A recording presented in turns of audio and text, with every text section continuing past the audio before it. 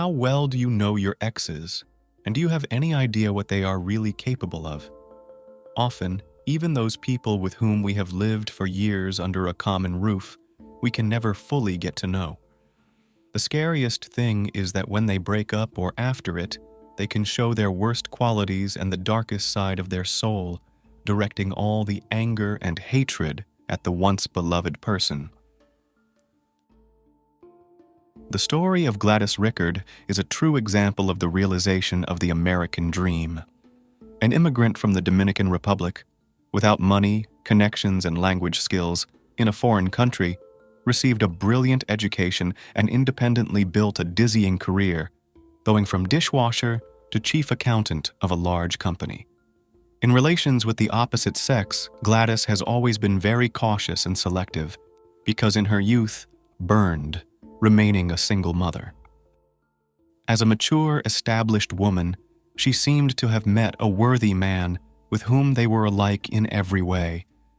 But Rickard had no idea that this intelligent, stately, and respected man would become her biggest nightmare and cut her life short on her happiest day. Who was Gladys Rickard? Gladys Maria Rickard was born in 1960, December 19th, in a small province of the Dominican Republic, and was the youngest of 3 children in the family. She was raised with an older sister named Norma and brother Juan. Her parents worked hard to provide their heirs with a better life than the one they lived themselves. In the mid-70s, Norma, who was just over 20 years old at the time, emigrated to the United States and settled in New York City, where she was able to find a good job and establish herself. Gladys dreamed of following her sister's example and moving to America in search of a better life. She studied diligently at school and was one of the best students in her class. However, as a teenager, she started dating a guy from her school who was her first love. At the age of 17, she became pregnant, and the boyfriend, learning about it, refused to continue the relationship and simply stopped communicating with her. But Gladys immediately decided that she would keep the child and will bring him up independently, and her parents supported her in this. At the age of 18, she gave birth to a son, whom she named Davis. Gladys was still living in the home of her parents, who helped her a lot with the baby, while the young mother worked hard to save money to move to New York to live with her older sister. It took her almost 4 years, but even then, her savings were not enough to take her son with her right away. A new life in a foreign country. It was not until the summer of 1982 that Gladys realized her dream and flew to the United States. She settled in Manhattan, in the house where her sister Norma and her family lived. The girl immediately began to study English, and at the same time took on any job and part-time work just to avoid sitting on the neck of her relatives and not to abuse their hospitality. Gladys washed dishes in the evening in restaurants, handed out advertising brochures on the streets, sorted and laid out goods on the shelves of the supermarket. As soon as her English level allowed, she went to college, continuing to work several jobs in parallel. After another year, she got a job as an accountant in one of the New York companies, and after graduating from college, the girl entered a prestigious university at the Faculty of Economics. By 1985, Gladys had a good and promising job that brought a stable income. She was still studying at the university, but she had already rented a separate apartment and was saving money to buy her own place. Now she could take her young son from the Dominican Republic, where he still lived with his grandparents, and move him in with her. After earning her degree, Rickard's career took a rapid turn for the better. She became chief accountant of a large travel company, the main office of which was located in Manhattan, was considered a first-class and indispensable employee. By that time, she had already mastered native English, and she even managed to get rid of her accent almost completely. After a couple more years, Gladys and Norma worked together to take their brother Juan and his wife and 3 daughters, as well as their elderly parents, to New York. They all settled in Manhattan and socialized closely with each other. The brother also found a good job, learned the language, and gradually advanced in his career. The children attended prestigious schools, and in general, the fates of all members of the large family were quite favorable. They kept in touch, came to help if any of them needed it, and knew everything about what was going on in the families of each of them. Perfect stranger. By the early 90s, Gladys had achieved just about everything she could dream of. She had a good high-paying job, she rented a spacious apartment in a good neighborhood, her son attended a prestigious school, loved ones were close by and did not need anything, and the girl herself with confidence in the future. Only to build her own personal happiness, she has not yet been able to. It should be noted that Rickard, after her first failed experience of relationships when she was left alone with a child in her arms, without money and education, now very carefully approached the choice of a partner. The young Dominican worked hard to provide a decent life for herself and Davis. She tried not to miss any opportunity, and all the time improving in everything she did. Colleagues, as well as many friends and acquaintances, Gladys considered her a careerist, and were almost certain that she would sacrifice personal happiness for new success in the professional field. She really rarely went on dates and was always more focused on work. Nevertheless, she never stopped dreaming of meeting a reliable man, getting married, having a full-fledged family, and being happy. Rickard did not have her own car, and always got to work on the subway, where one warm autumn morning she met the perfect, as it seemed to her man. It was 41-year-old Augustin Garcia, who was able to charm her at first sight.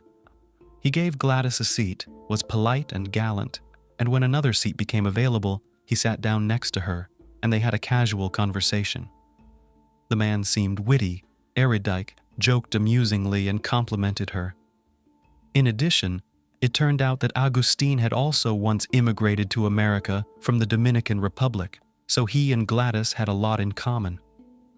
Before saying goodbye, the new acquaintances exchanged phone numbers to keep in touch, and from that moment on, their romance began. Who is Augustin Garcia? Augustin Garcia, as already mentioned, was also a native of the Dominican Republic, where he was born in February 1951. His childhood was difficult and full of hardship. He grew up in poverty. His native father never knew, and after the death of his mother decided that he had to radically change his life. In the mid-70s, he emigrated to the United States, and there he literally chewed his way to a happy future. The man worked hard, learned the language, and as soon as he got a little on his feet, began to actively help his compatriots, who, like him, moved to the United States in search of a better life.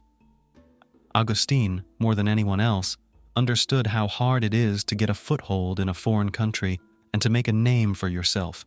So he provided comprehensive assistance in finding a job, housing, learning the language, and so on.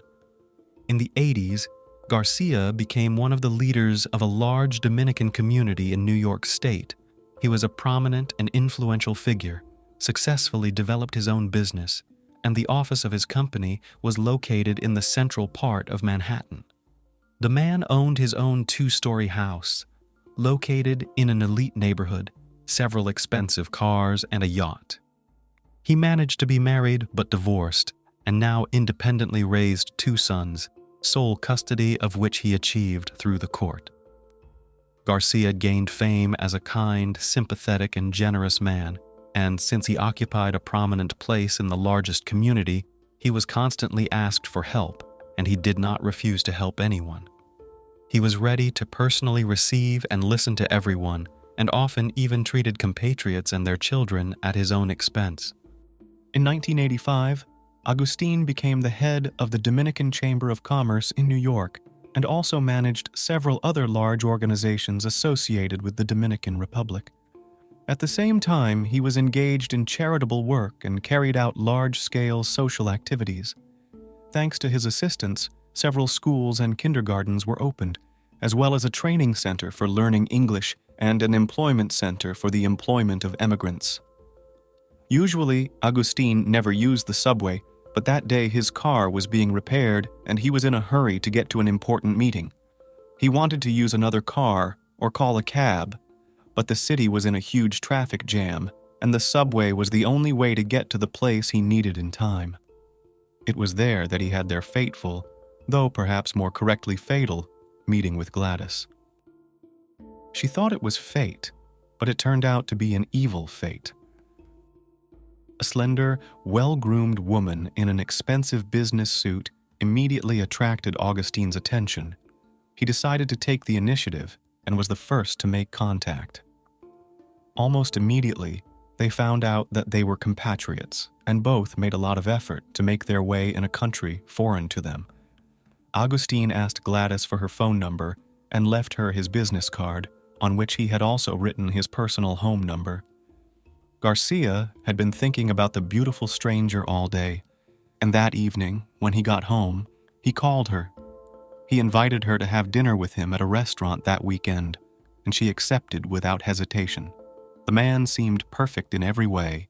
He was kind, intelligent, well-educated, generous, courteous, caring, and listened attentively to everything she said. Augustine behaved like a real gentleman, seemed very gallant and polite. In addition, their fates were very similar, because both were immigrants, started from the bottom, both had failed relationships, and now they were raising children on their own. The relationship between Rickard and Garcia developed rapidly. They called every day, and all free time tried to spend together. Augustine beautifully looked after his girlfriend, gave her luxurious bouquets of flowers and expensive gifts, took her to exquisite restaurants, did not skimp on compliments. He quickly found a common language with Gladys's relatives and got along with her son. All members of Gladys's family were very happy for her and believed that she had finally found her happiness. Augustine's children also accepted their father's new friend well, and a year after the relationship began, he asked Gladys to move in with him and live together. Rickard was over the moon. She and Davis moved out of the rented apartment and moved into a huge house, Garcia. But from that moment, the problems began. The man's sons from his first marriage, who lived with him, were older than Gladys's son and constantly hurt the boy. Teenagers systematically provoked conflicts, and sometimes it came to fights. Despite the fact that Augustine's children were wrong and were always the instigators of disputes, the father in every situation took their side. According to the memories of Gladys's family, she at that time, more than ever, dreamed of marriage and waited for her boyfriend to propose. She begged her son to avoid conflicts with Augustine's children, and the boy tried, but the Garcia sons enjoyed bullying him, so they did not give him a day's rest. Gladys realized how difficult it was for Davis, who was also entering adolescence, and she feared that the tension in the house would have a negative impact on his future life. So she decided to talk seriously with Augustine, but he did not see in what was happening any problem, believed that the children themselves and everything will sort it out, and refused to influence the behavior of their children. After weighing the pros and cons, Gladys realized that she was not ready to risk the well-being of her only son, and therefore decided to move out of Garcia's house. The man took to what was happening with understanding, but noted that he would not want to break off the relationship. He rented a separate spacious house for his girlfriend and her son, and the couple continued to meet, but the nature of their relationship was rapidly changing. Tyrant and possessive. Almost immediately after the couple separated and began living apart, Augustine began to show signs of controlling behavior. He insisted that Gladys be in touch at all times, so he could call her home or office at any time and have her pick up the phone. The man also began to look at her surroundings, scrutinizing who she socialized with on and off the job. At first, Garcia was gentle but persistent. He questioned his friend in detail about where and with whom she was, what she was talking about, how her day was going, and so on. In other respects, however, their relationship was much as before. Augustine, as before, gave his girlfriend flowers and jewelry, took her to restaurants, and took her to resorts. Rickard's family already considered him practically a member of their family, and she herself was still waiting for a marriage proposal. Years went by, Augustin turned into a real tyrant and possessive, in every possible way limited Gladys's freedom, trying to control her every step. He was obviously not going to marry her. Gladys asked the question, and it became clear that marriage was not in the man's plans at all. He stated that he had already had a failed marriage, and so he did not want to marry again. Gladys hoped that Augustin would change his mind and was in no hurry to end the relationship she had spent so many years of her life on. It soon became clear, however, that Garcia was having occasional affairs or flings on the side, trying to hide it from Gladys, whom he presented as his wife in high society. When Rickard found out about her boyfriend's cheating, she tried to break up with him, but he literally went berserk, pulled out a gun, and threatened to kill her rather than let her leave. At that moment, she realized what kind of monster she had been meeting all this time, and realized that she had to run away from him as fast as possible. But fear for her life kept Gladys from leaving for about another year.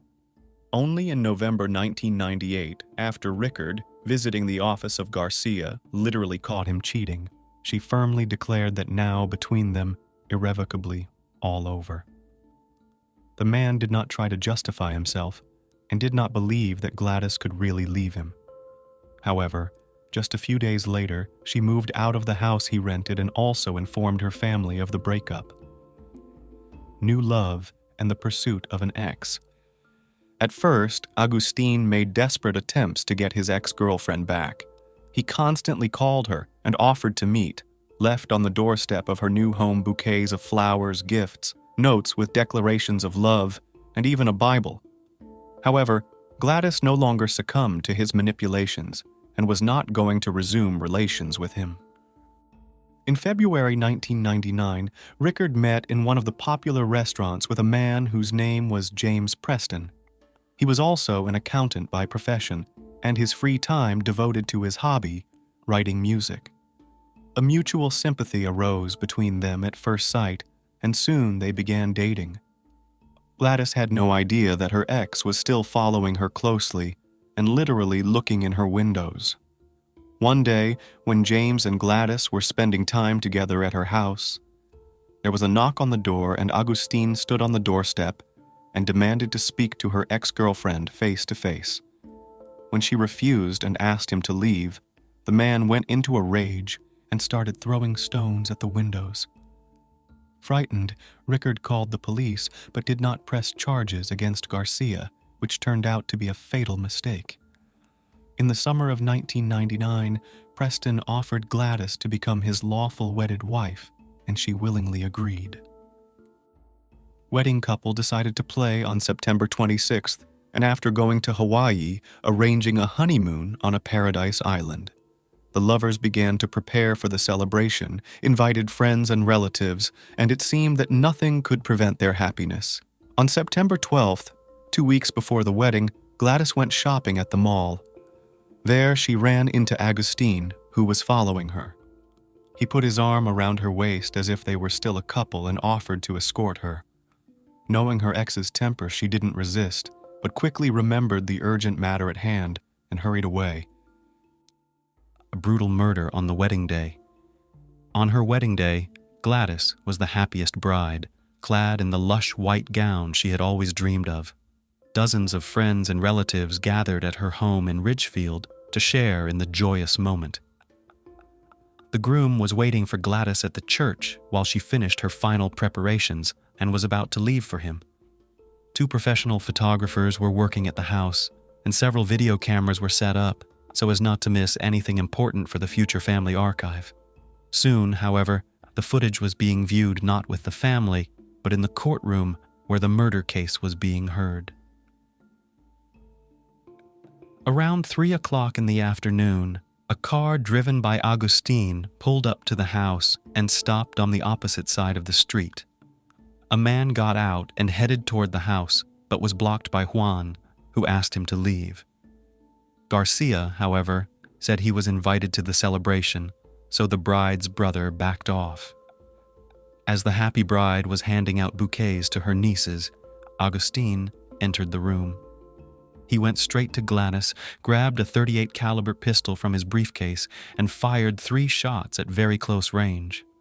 The first bullet hit her in the shoulder, the second in the chest, and the third in the head, leaving Rickard no chance of escape. The bride died on the spot, and the medics who arrived could only state her death. The killer didn't even try to escape, and was apprehended at the scene. He looked calm and seemed ready to confess, but he was not remorseful at all. Perpetrator or victim? During the first interrogation, the male detainee admitted that he did not know about Gladys's wedding. Moreover, he was allegedly sure that he was still dating her, because a couple of weeks ago they were walking around the mall in an embrace. According to Augustin, he drove by Gladys's house every day, and that day, seeing a large number of people in cars, he decided to stop and wonder what was going on there. When he learned that his friend was marrying another man, he decided to talk to her and went to the house. According to him, in the living room where the bride was, he was suddenly attacked by her brother and son, and he pulled out a gun to defend himself, but the bullets accidentally hit Gladys. Garcia, however, claimed that he did not remember the shooting. When the detainee's lawyers arrived at the station, he retracted his initial statement and kept silent. He was offered to admit his guilt and cooperate with the investigation in order to receive a lighter sentence, but the man refused. This high-profile case was taken up by the best human rights defenders who sought to win it at any cost and make a name for themselves. The best defense is, as we know, an offense, so experienced lawyers decided to make Garcia look like a victim in this whole situation. The trial was scheduled for October 2001, so the defense had plenty of time to prepare. Since the image of a good man created by the businessman collapsed in an instant, and in the eyes of others he was now a real monster, to restore his good name seemed difficult. The lawyers immediately started working with the press, giving interviews and organizing press conferences. They worked on several fronts at once, making Gladys look like a greedy woman and a cheater who had broken Augustin's heart. At the same time, the lawyers claimed that their client was attacked by the brother and son of the deceased, and Garcia grabbed a gun to defend himself, but accidentally fatally wounded his ex-girlfriend. According to human rights activists, the deceased had an affair with James while still in a relationship with their client. Allegedly, she deceived Garcia, planning her wedding behind his back, while continuing to accept gifts and money from him. According to them, the murder was manslaughter, occurred in a state of passion, and because of the attack by Juan and Davis. As soon as this information was actively circulated in the media, the public sided with the perpetrator, believing that Gladys got what she deserved for her cheating and abuse of Augustin's kindness. The victim's family came forward to defend her honor, but the perpetrator's lawyers seemed to have gotten their way. The murder was caught on videotape. On what was to be the happiest day of Gladys's life, photographers and a videographer were invited to the celebration. They filmed every moment of the bride's preparation, and in the living room there was a camera that recorded the last preparations. It was this camera that captured the gruesome moment of the massacre of a defenseless woman. Garcia, blinded by rage, clearly did not notice the camera.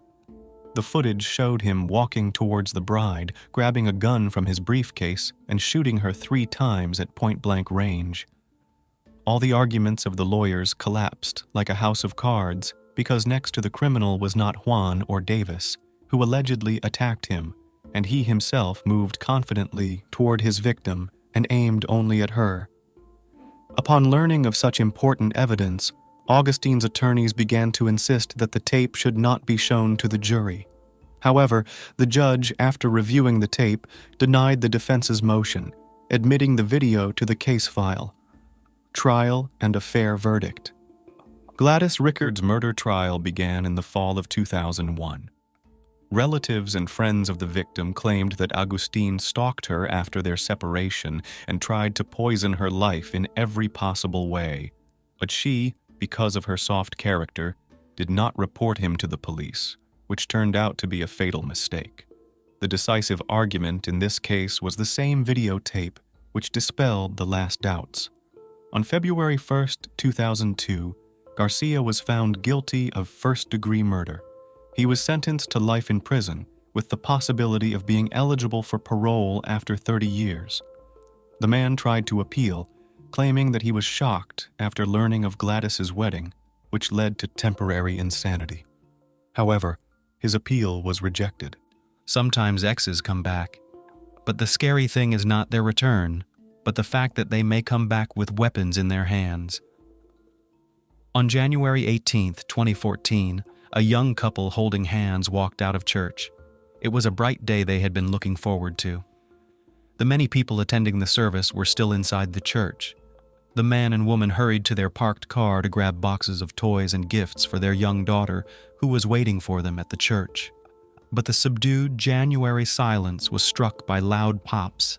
One, a second, a third. The young men fell like dolls whose batteries had died.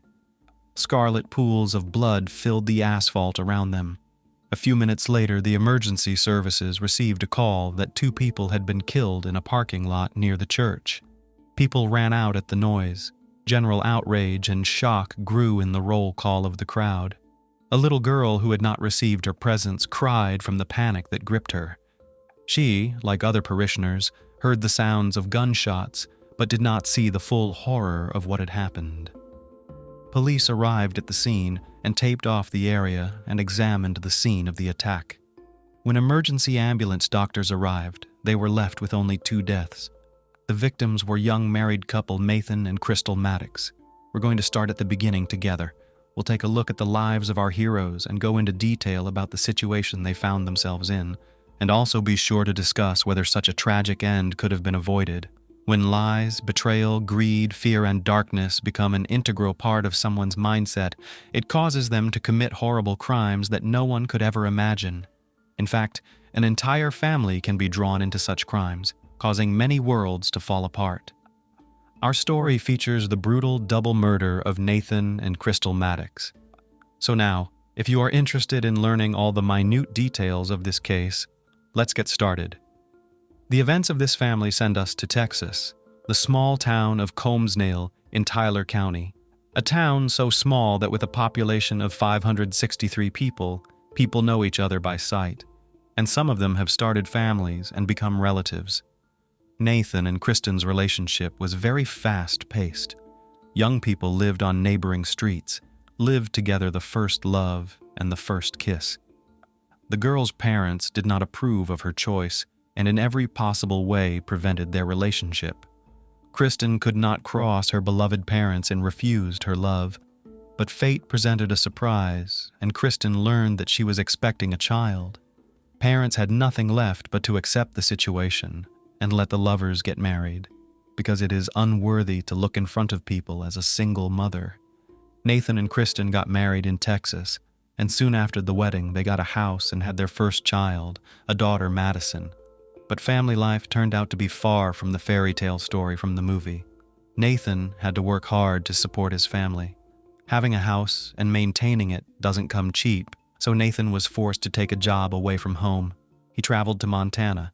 A young husband and father, he tried to visit Kristen and Madison as often as possible. He often sent money home to them, and for the most part, Nathan was pretty sure he had a happy family waiting for him at home. And that seemed to be the case. He loved Kristen. He loved Madison. He thought they had the perfect little family, until one day he came home from Montana. When he walked in the door, he noticed right away that the house was empty. Most of the things inside the house were gone, and there was a note on the kitchen table. In just a few lines, Kristen cruelly informed him that she was leaving Nathan. The reason seemed strange. The woman wrote that she didn't know where her husband was missing, who he was with, or when he would return. She wrote that she was unhappy, but that was a lie, because Kristen knew perfectly well that Nathan was in Montana for work. He called all the time, asking how she and her daughter were doing, what they were doing. He sent them money on a regular basis. The worst part of this episode was that she took Madison with her, and Nathan is now banned from seeing his daughter. Kristen did a very mean thing. She went to the police station and used false information to gain full custody of her daughter, indicating that her father was not providing for or interested in the child. Nathan knew that the ex-wife and daughter had returned to his parents' home. He repeatedly tried to see little Madison, but the Westfall family was adamant. They were jubilant that they had managed to get rid of an unloved son-in-law. Time passed. Nathan returned to his hometown to be closer to his daughter. He did not give up trying to see her, but he knew that it was necessary, with the help of a lawyer, to obtain official custody of his daughter and to achieve legal meetings. During this difficult period, he meets Crystal. They'd known each other since childhood. They went to school together. When they were teenagers, their paths diverged. Crystal went to the big city. She dreamed of graduating from university, but in her last year she got married, and instead of a successful career, she got a happy family life, in which 4 children were born. But unfortunately, after a while, the relationship between the spouses went downhill, and they decided to divorce. In 2011, Crystal and her children returned to her hometown. 2 longtime friends met each other at the most necessary moment for each of them. Nathan was enamored with Crystal's children. From the way their mother interacted with the children, from Crystal's inexhaustible energy that lit up everything around her, like a fairy with her optimism. In 2013, Nathan and Crystal were married. Nathan worked at the Lakin Industries warehouse, while Crystal started a small clothing business, opened a children's clothing boutique under her own name, and handmade jewelry. The family's business was doing very well, and it became feasible for them to hire a good lawyer to get a chance to see Nathan's daughter from her first marriage and try to get custody. Madison was thrilled with her daddy's new wife and the siblings she had. The girl was completely happy in her father's home. This made Lita and Paula Westfall, Kristen's parents, completely resentful. They were very afraid of losing their only granddaughter. Back in 2012, Kristen Westfall, with the support of her parents, applied to the court for full custody of her daughter. The custody battle dragged on for a long 2 years. The Westfall family had hoped to get full custody very quickly, but Crystal's arrival in Nathan's life changed the whole picture of his existence. A full family, a home, and a good job made a strong case in court, and Nathan was granted visitation rights with his daughter. He was very happy and prepared to take his daughter away for the day. In October 2013, the judge allowed Nathan and Crystal to have supervised visits with Madison. On January 18, 2014, Nathan and Crystal arrived at Mount Carmel Church for Sunday service, after which they wanted to go for a walk with 6-year-old Maddie. They left the church a little earlier than the rest of the congregation to retrieve pre-prepared gifts for Madison from their car. Just a few steps later, 3 loud pops were heard. Nathan and Crystal were killed by fatal gunshot wounds to the head. The small town was shocked by the gratuitous execution of a young married couple. But as it later turned out, there was a reason after all. But why take 2 people's lives, so brazenly and so brutally? The police arrived on the scene and meticulously investigated the scene. Nathan and Crystal had been shot in the head with a .30 caliber rifle, which was found at the scene along with .30 caliber shell casings. An autopsy later revealed that Nathan had also been shot in the thigh with a 20-gauge shotgun, leading investigators to assume that there were 2 shooters, as it is obvious that one person cannot shoot and reload at the same time. Investigators conducted a series of interviews with witnesses to gather information about the Maddox family and build their picture of what happened. They interviewed parishioners, acquaintances, and relatives of the slain family. But what surprised them most was the reaction of Nathan's ex-wife's family. Kristen and her parents were called to testify at the police station, as were the other witnesses. The further behavior of this family caused great surprise to the investigators. The Westfalls played up the tragedy too much, trying to hide their joy at the deaths that had occurred. Paul Westfall was so shocked that he went into a seizure, so much so that he couldn't believe the news of Nathan's death that he had to call emergency services. A grown man who had spent years trying to rid himself of Nathan's presence in his daughter's life was so upset that he had a seizure. Kristen was the first person interviewed, and her interview was a little creepy. She was the only one of the family to maintain a very calm and natural demeanor, despite the fact that she and Nathan had been together for a long time and had a child together. Kristen continued to give some really weird details about him, trying to bring out only the negative aspects of her ex-husband. She reported that she knew who killed him. In Montana, Nathan was listed in dangerous motorcycle gangs. One day, one of the gang members showed up at Nathan's mother's house and threatened to kill him. This story checked out, but it remained an empty threat because of an accidentally broken motorcycle, and the gang itself turned out to be a common exaggeration to confuse the investigation. Also, as an alibi, Kristen said that on the day of the crime, she was at the grocery store with her father Paul, a couple miles from the church, after which they both went home. Surveillance footage at 10:57 a.m. confirmed their presence at the grocery store. Paul Westfall told the exact same story, but Paul was a hunter and had a firearm in his arsenal, so his hands were tested for traces of gunpowder, but the result was negative. But until now, his reaction to the death of Nathan, whom he sincerely hated and never hid it, seemed to the investigators very strange and played. It left a sliver of doubt in his sincerity. Interviews with loved ones, over a short period of time, helped investigators discover that Nathan Maddox was involved in a custody battle over his daughter with his ex-wife, Kristen Westfall, and her family. After a long and bitter dispute in court, he was close to retaining custody, something that none of the Westfall family members strongly wanted. Such a desperate battle between the parties may well have been cause for reprisal. But the police had no concrete evidence to arrest any member of the Westfall family. The family consisted of 4 people, and 2 people were the shooters. Investigators had yet to be convinced of their story and figure out which family member pulled the trigger, taking the lives of 2 people, or whether a hired killer did it.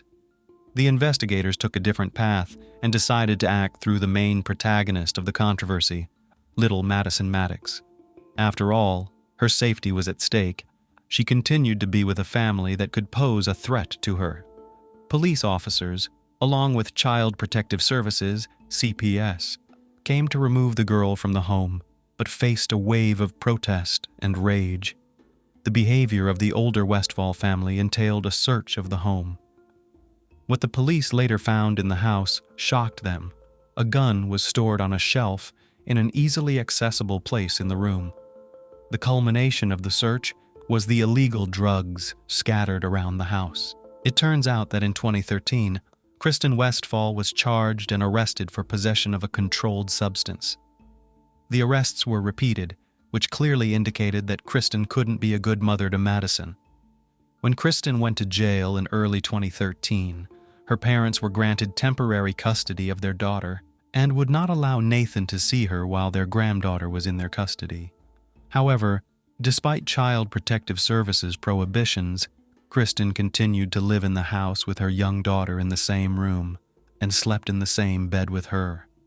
Even in 2014, with the injunctions in place, Kristen continued to live with the rest of her family and had daily access to her daughter, despite being ordered by the court to move.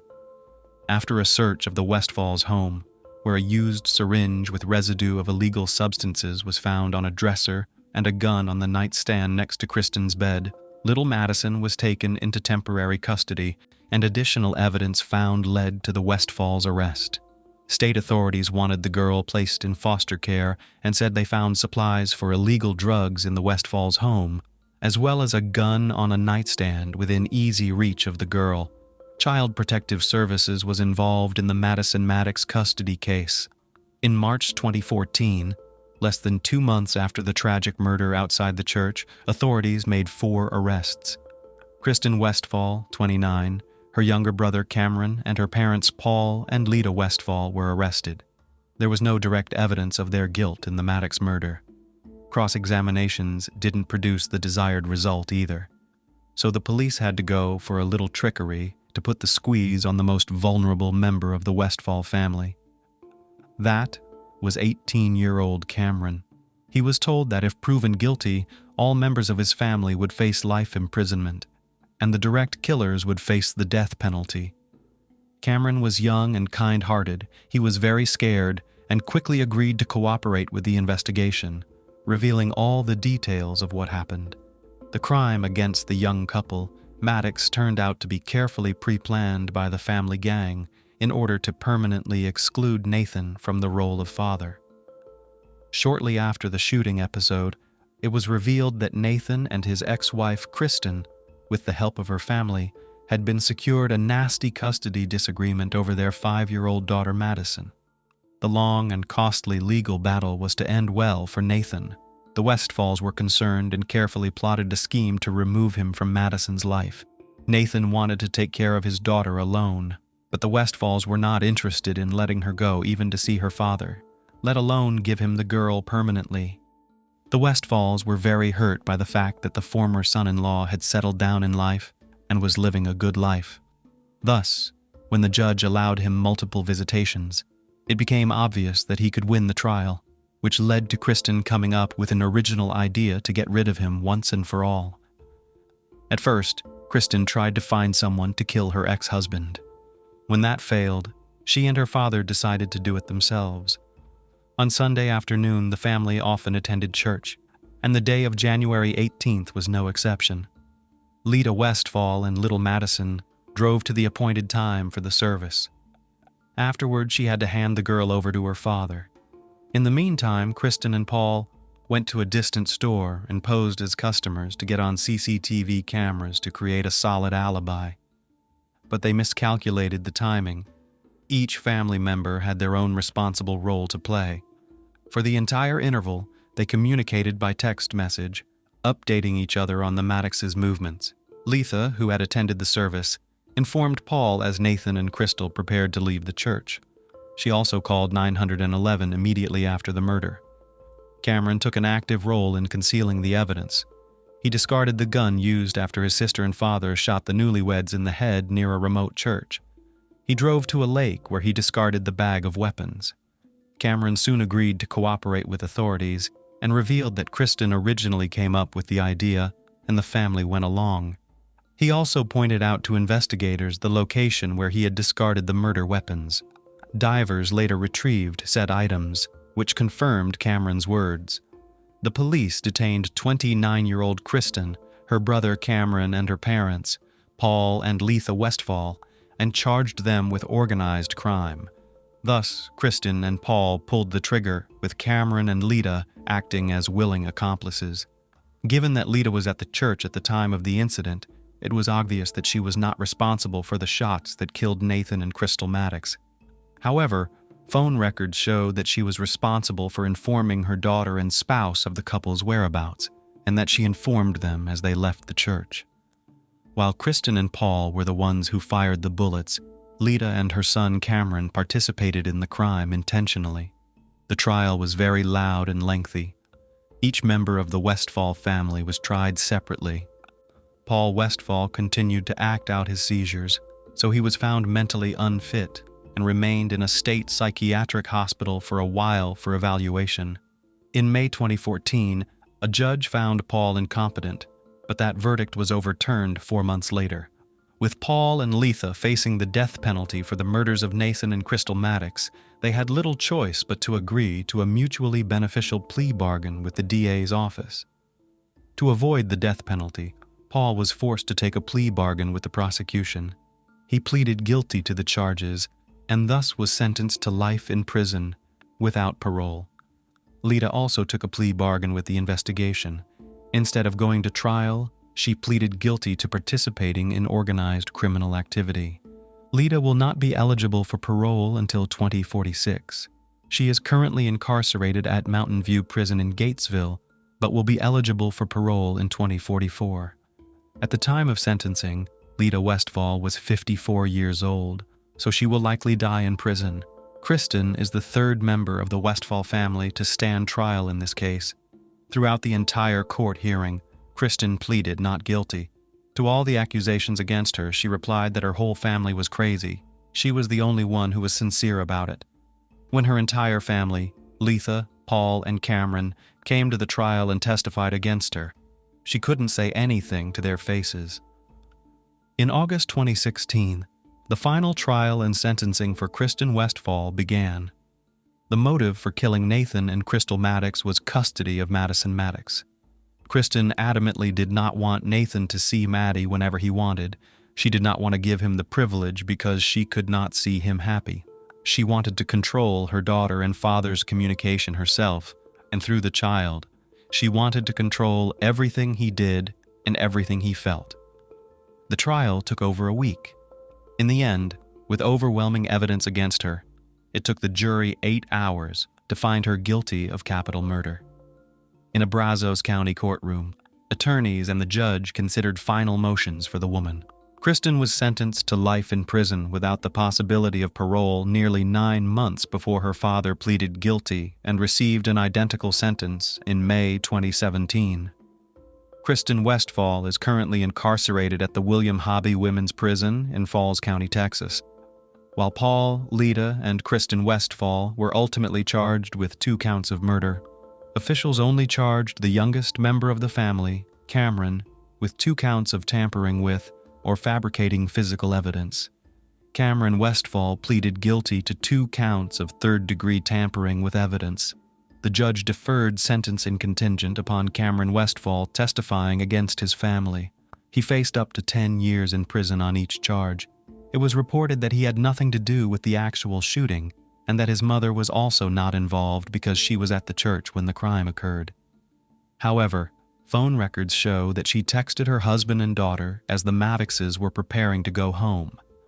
Currently, Cameron is incarcerated at the Huntsville Correctional Facility in Huntsville, Texas, where he is expected to remain until his expected release date in 2025. Cameron was very indifferent to the crime, and he really had nothing to do with the crime, as he claims Paul allegedly just happened to come home, handed Cameron 2 guns and told him to throw them away. But the investigation didn't rule out that Cameron knew a little more than he was saying. After all, Cameron lived in the house with his family, and he simply couldn't have not heard about Kristen and Paul's plans to kill the Maddox family. And if he was an unspoken witness to the plot, after all, why didn't he go to the police or even try to stop his family? So ended the story of a double murder at the House of Dodd in a close-knit community that shook the entire state of Texas to its core. Recall that on January 18, 2014, Nathan and Crystal Maddox were shot and killed right outside the gates of Mount Carmel Baptist Church near Colmsnew. After waiting for a legal and supervised visitation with his 5-year-old daughter from a previous marriage, it soon became clear that the girl's biological mother, Kristen Westfall, and her entire family, brother Cameron and parents Lloyd Paul and Lita Westfall, were behind the crime. This case was complicated. The community demanded justice. Lloyd Paul, Lita, and Cameron Westfall made a deal with the investigation. After agreeing to testify against his sister, Cameron took a plea bargain. He pleaded guilty to a lesser charge, 2 counts of tampering with or fabricating physical evidence. In 2016, a judge sentenced Cameron to 10 years in prison, and his mother received a life sentence. The following year, a judge sentenced Lloyd Paul to life in prison. He avoided the death penalty by pleading guilty to first-degree murder. Under the plea agreement, he would not be able to appeal the sentence. The crime family's protagonist, Kristen Westfall, received a life sentence without parole. In a fateful decision by her mother, Madison Maddox lost her father and will likely never see the grandparents who cared for her and perhaps even loved her. Time after the Westfall family was sentenced, the legal battle for custody of Madison Maddox continues. Nathan Maddox's father, Jim, has since filed a petition to become the primary guardian of his granddaughter. A huge number of people die in custody battles every year. Most importantly, the children are not made happier, but orphans with psychological problems. All the people in the town were devout, went to church, and they're also easily killed people. Covering themselves with concern for the girl, the older generation of Westfall fulfilled the wish of their daughter and helped to commit this terrible crime. What were they hoping for? Based on the story, Nathan was not a bad or mean person. He loved his own daughter and strove to be a good father to her. Obviously, in addition to the custody battle, the hatred associated with the fact that the girl's father had created a new family, was able to pick up his mind, and started a new life without crime comes first.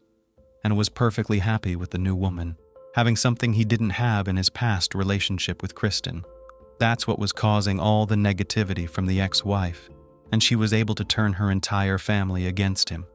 If it was just about custody, they wouldn't have killed Nathan's new woman, and that's probably true. After all, the Madison custody dispute started before Nathan and Crystal's relationship. There is certainly only one loser in the history of the Westfall versus Maddox fight. Of course, it's Madison. I'd like to believe that when she grows up, she won't remember the wild selfishness with which adults tried to take advantage of her by saying words about love. After all, if the family had loved the child, they would have tried to build a normal relationship for her sake.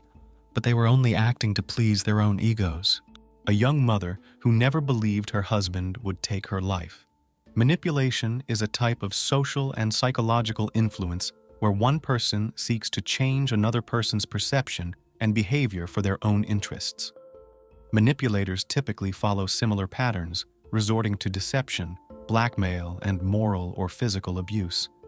Often, their methods can be so intricate and cunning that the victim doesn't realize they are acting in the manipulator's interest. This frequently happens when the victim is in love with the manipulator and trusts only them. The case of Maria Fernanda Quesada was classified as femicide, a deliberate crime against a woman by a man. The most horrifying aspect of this crime was that it was entirely predictable, and those close to the girl considered the tragedy just a matter of time.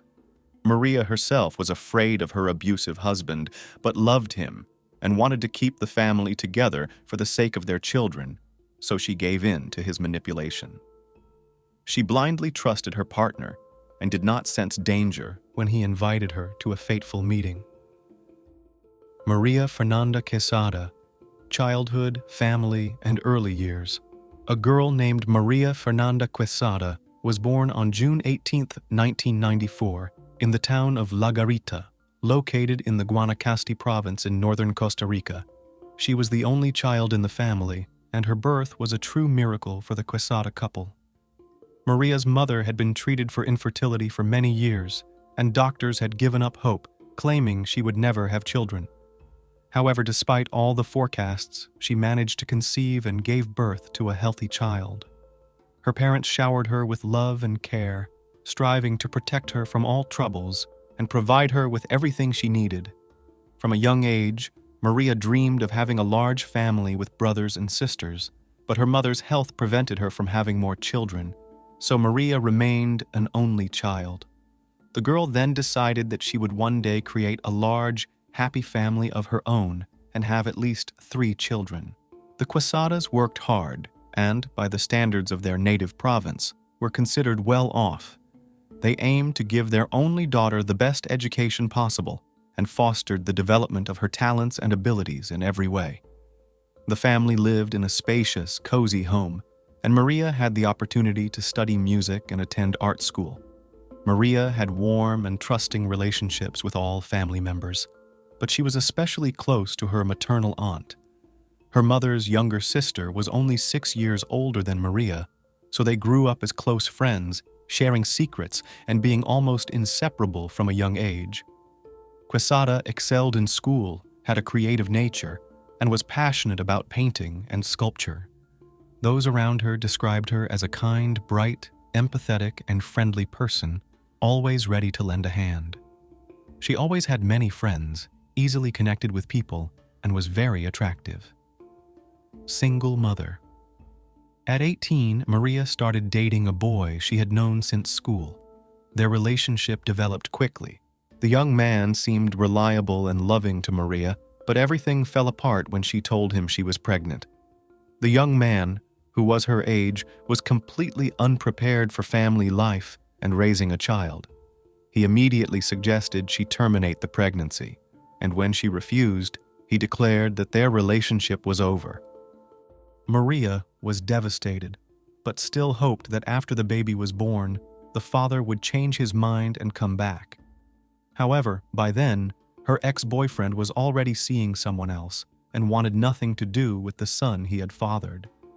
Maria's main support came from her parents and aunt, who helped and financially supported her and her son. The young mother knew she couldn't rely on her relatives forever and needed to provide for her son on her own. She began looking for ways to earn a living, wanting her work to bring her joy. Soon, she discovered online lessons on soap making and crafting decorative candles from wax. Being a creative person, Maria was drawn to this activity and saw great potential in it. Maria threw herself into making handmade candles and soap, selling her products online. She created social media groups to advertise her goods and took individual orders for custom candles and soap tailored to customers' specific preferences. Her business quickly gained momentum. Her social media following grew rapidly, and with it, so did her orders. She continuously improved her craft, aiming to become a top-notch artisan, and dreamed of saving enough money to open her own shop. Meanwhile, Maria also started teaching online soap-making classes, earning a decent income. She continued to live with her parents and son, saving for her own home, and dreamed of getting an education. A frightening suitor. Maria worked hard, but she never stopped dreaming of meeting a worthy man with whom she could build a strong, happy family, someone who would love her growing son as his own. Her loved ones shared this dream, but when she brought her new partner into their home, they were filled with anxiety and fear for her future. In the fall of 2017, Quesada went to the city to buy supplies for making soap and candles. While she was shopping, a charming young man named Esteban Rivera Vargas approached her. He paid her a few compliments, saying he was captivated by her beauty and couldn't resist coming over to introduce himself. Esteban seemed polite and genuine, quickly charming Maria and earning her trust, so she agreed to take a walk with him and have coffee. After a brief conversation, Maria gave him her phone number, marking the beginning of their unexpected romance. Esteban was 12 years older than Maria, but she didn't see the significant age difference as an obstacle to their happy future. She fell in love with him from the day they met, though it was a mystery to those around her what had won her over. Vargas was the complete opposite of Maria. He was harsh, rude, constantly used foul language, and had many bad habits. But most importantly, he never spoke about his past.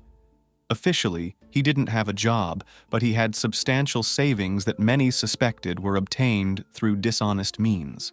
Esteban owned a firearm, which he kept in the glove compartment of his old pickup truck. He rarely parted with the pistol, but never explained why. Maria suspected that her lover might be connected to the criminal world, but she was too afraid to ask him directly. She also knew nothing about his past relationships. About 4 months into their relationship, Maria decided to introduce Esteban to her family. She was very nervous about her parents' reaction, and it turned out she had every reason to be. Esteban behaved provocatively, was rude, used foul language, and any questions or remarks provoked anger and sudden outbursts. He openly frightened Maria's parents, and as soon as he left their home, they began urging their daughter to break off the relationship, fearing for her safety. However, Maria was not just in love. She was truly blinded by her feelings and refused to listen to any arguments. She naively believed that her love, care, and support would help her lover manage his fits of rage, that he would eventually calm down, settle, and become a good husband to her and a caring father to her son, as well as to the children they would have together, which she longed for, a family like his. A couple of weeks after meeting Quesada's parents, Esteban decided to introduce Maria to his family. He invited her to a family dinner at his mother's house, but the event turned into a nightmare for Maria. The Vargas family members were just as hot-tempered, aggressive, and arrogant as Esteban. They used foul language, communicated loudly, and any argument could instantly escalate into a fight. They treated their son's new love interest with disdain, making derogatory remarks, and even comparing her to his ex-girlfriends. They didn't like that Maria already had a child from a previous relationship, and they made no effort to hide their feelings. Maria held back tears of hurt and humiliation with all her might. To make matters worse, Esteban's relatives also had a fondness for strong drinks, and when intoxicated, they became even more aggressive and unpredictable. Maria found them cruel and malicious, a sentiment she candidly shared with her parents. Her father and mother once again tried to convince their daughter to break up with Esteban and stay away from him and his family. However, Maria remained adamant, believing that things would settle over time, especially since Esteban tried to behave himself when she was around. A hellish marriage. In December 2018, Maria told her partner that she was expecting his child. Esteban was not overly thrilled by the news, but he agreed that it was time for them to make their relationship official. The couple got married on April 6, 2019, when the bride was 4 months pregnant. They had a beautiful wedding with a white dress and a beachside ceremony. After the wedding, the newlyweds moved into a small house owned by Esteban. But from the very first days of their married life, he began to show his true colors. He no longer held back his outbursts of rage, threw tantrums over nothing, and didn't hesitate to use his fists. Insults, beatings, and humiliations became routine in their home, all witnessed by Maria's 5-year-old son. For several months, Maria not only endured all this, but also kept it secret from everyone. She avoided visiting her family so they wouldn't see the bruises on her face and body, wore long sleeves even in the heat, and carefully concealed the marks around her eyes with makeup to avoid attracting neighbors' attention. However, she grew increasingly fearful for the life of her unborn child and worried about how this situation would affect her older son. Maria believed that after the baby was born, Esteban would soften and fatherhood would do him good. She endured daily abuse, accusations, and humiliation, all while Esteban skillfully shifted the blame onto her, reminding her that he had accepted her with a child that no one else wanted. He expertly manipulated her emotions, knowing that the woman in love wouldn't leave, understanding how to frighten her and make her comply. Quesada was terrified of being alone again, this time with 2 children, and this became Esteban's primary lever of control. However, shortly before the birth, after another brutal beating, Maria hastily packed her things, took her son, and fled to her parents. They were shocked by her appearance, as there wasn't a single unmarked spot on her body, and urged her to go to the police, but she flatly refused. Caring father. In the last few weeks before giving birth, Maria lived in her parents' home, still hoping that the birth of her child would improve the situation, so she was in no hurry to file for divorce. Her family was less optimistic and urged her to end the marriage as soon as possible, but she wouldn't listen. On August 11, 2019, Maria gave birth to a son, and she immediately informed her husband by phone. Esteban rushed to the hospital within 15 minutes, looking happy yet bewildered. He got on his knees, begging his wife for forgiveness, pleading with her to return to him, and promising that everything would change now. Maria believed him and went home with the children after being discharged. It's needless to say that Quesada's parents were shocked by their daughter's decision. They understood that this was just a ploy and manipulation by their son-in-law, but Maria refused to listen. It all ended in a major argument, with Maria stating that if she had to choose, she would choose Esteban. Her parents didn't want to spoil their relationship with their only daughter or lose the chance to see their grandchildren, so they had to accept her decision. For the first few months, the new father did spend nearly all his time with his wife and newborn son.